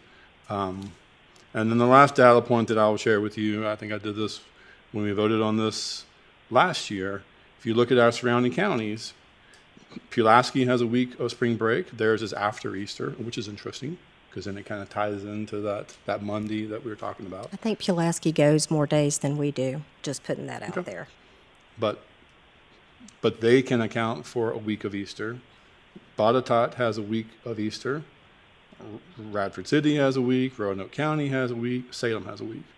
So if other counties can do it, counties that have just as many childcare needs as we do, just as much economic disparity as we do, okay, you don't need to talk under me while I'm talking here. I'm just saying, so with that information, I would also need to see how much longer they're in school or if they are in school the same amount of days as we are. I wouldn't mind having a break if you want to make your school year longer. Totally fine with me. Yeah, but that was never a part of the debate that we had. It was a week of spring break or no week. It wasn't extending the year to accommodate for it. The kids need to be in school. Okay. So I am in favor of this because I think that it's the right thing to do, responsive to our calendar committee, responsive to our community, and consistent with other counties. Is there any more discussion? So when it comes to the committee, and we talked about this, and we're going to do better this year, that the board's priorities were not put in front of the committee before they started doing their work, which is something that had been done in the past, so that we didn't have that conflict. And then the other thing is, during that discussion, I said we needed to look at year-round schools. And the board agreed that was something we wanted to look at to see how that played out. So I still want to see how that plays out. That is an item that we're tracking to bring back. At least I've got it on my list. But, you know, I assume folks that are interested in that have looked at what that model is like. There are more breaks that break up those sessions, right? So it's not like you're in school all year long. Okay. Okay, that's cool. Roger. Okay. Any more discussion? Ms. Osborne, please call the roll. Ms. Bond? No. Ms. Franklin? Yes. Yeah. No. Dr. Guitry? No. Ms. Parton? No. Ms. Purcell? Yes. Dr. Roundtree? Yes. Mr. Hudson? Yes. 3 in favor, 4 opposed. Motion fails. All right. Are there any items of unfinished business?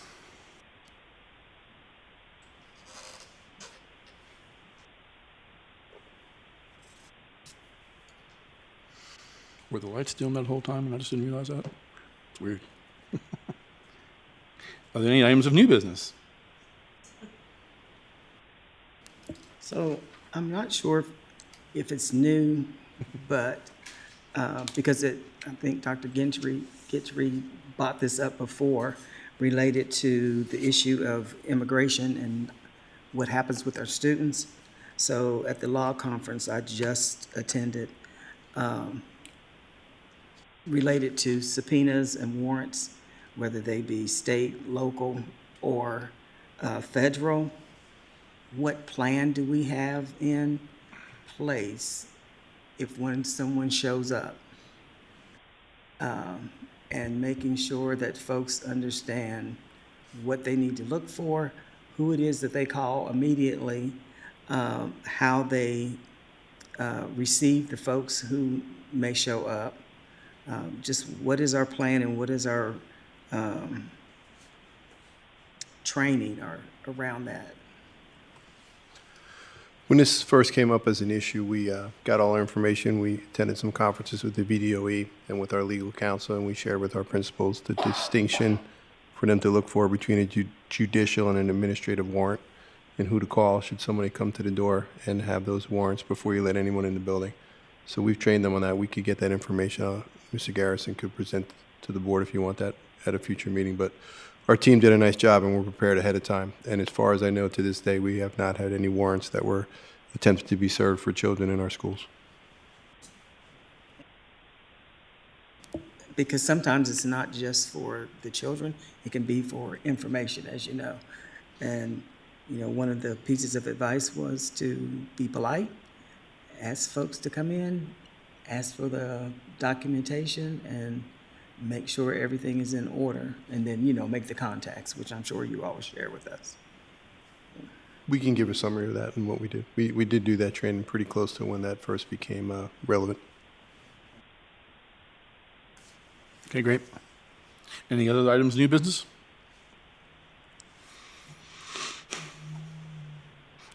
Are there any announcements? Sure. I'd just like to share that the MCEF, which is the Montgomery County Educational Foundation grant cycle, is now open, as is the Community Foundation grant cycle. And both of those entities provide monies for teachers to pursue projects that would fall outside of normal school budgets.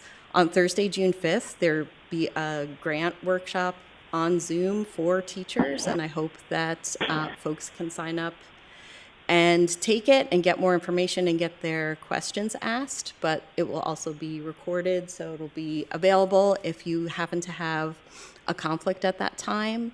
They're just some really wonderful projects that have been approved through those grants. The Zen Den at Eastern Montgomery Elementary School, Ms. Parton has mentioned that several times. It got some news coverage. Another one that I think is really cool was that an aquarium and supplies and fish to study the life cycle of trout was a project at Christiansburg Middle School, which just seems very cool to me, and just a way to kind of take things that are, you're learning it in a book, maybe you're watching videos, but to really kind of see it and experience and watch things grow in your school, that's just something that students will really, really remember. So I just highly encourage any teachers, if you have a seed of an idea, please try and pursue it and go after some of this extra funding. Dr. Guthrie, did you have a comment?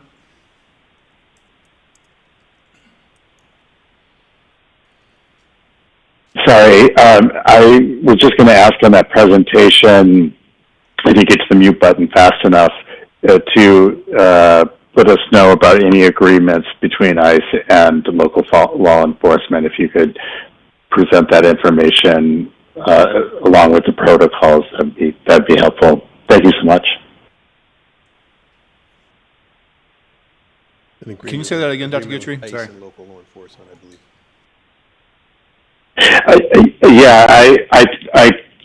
I know that there was an order from the governor to work with ICE, but it's up to local law enforcement to create agreements. I just was asking if there is a presentation, if there could be information on the different local law enforcement agencies, and if there are any agreements or just an update on that. Will do. Okay, great. Thank you, sir. Any other announcements? Yeah, I'd like to thank the administration for the flyers for the Sun Meals program. Meals are free for kids under 18. No applications required. Locations: Bellevue Elementary, Christiansburg Elementary, Christiansburg Primary, Eastern Montgomery Elementary, Falling Branch Elementary, Prices Fork Elementary, and Shawsville Middle. We'll be putting up flyers around the community, and you can also find it on several of the school board members' Facebook pages. Thanks. And if I could piggyback on that, this program is not the same one that we'll be in July, because I got very confused.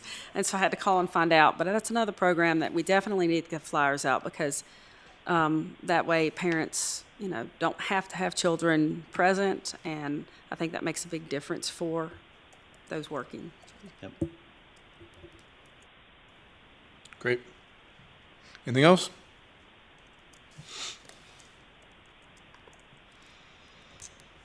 Maybe just to echo what Dr. Bragan said in his superintendent's report, I was only able to attend one graduation at the end of May, but it was really, really wonderful to be able to celebrate the students. And thank you so much to the administrators who work so hard and teachers who work so hard to put everything together. And congratulations to our graduates. All right, great. In terms of upcoming school board meetings, you can see the two that are already scheduled in our board docs. June 17th is our next work session, and then we also have a joint meeting with the Board of Supervisors on June 30th. And we're discussing having a special session on June 10th in order to handle some student matters and some other things. Still working that out. So June is not a lazy month for us. Got a lot going on. All right. And with that, hold up. Let me do the thing. I adjourn this meeting at 9:21 p.m. Adjourn this meeting. Oh, now it's 9:22. Dang it. Yay! Thank you. Thank you, Dr. Guidry. See ya. See ya. Hi, everyone. You're muted in the room. Are you clear for me to disconnect you? I think you did.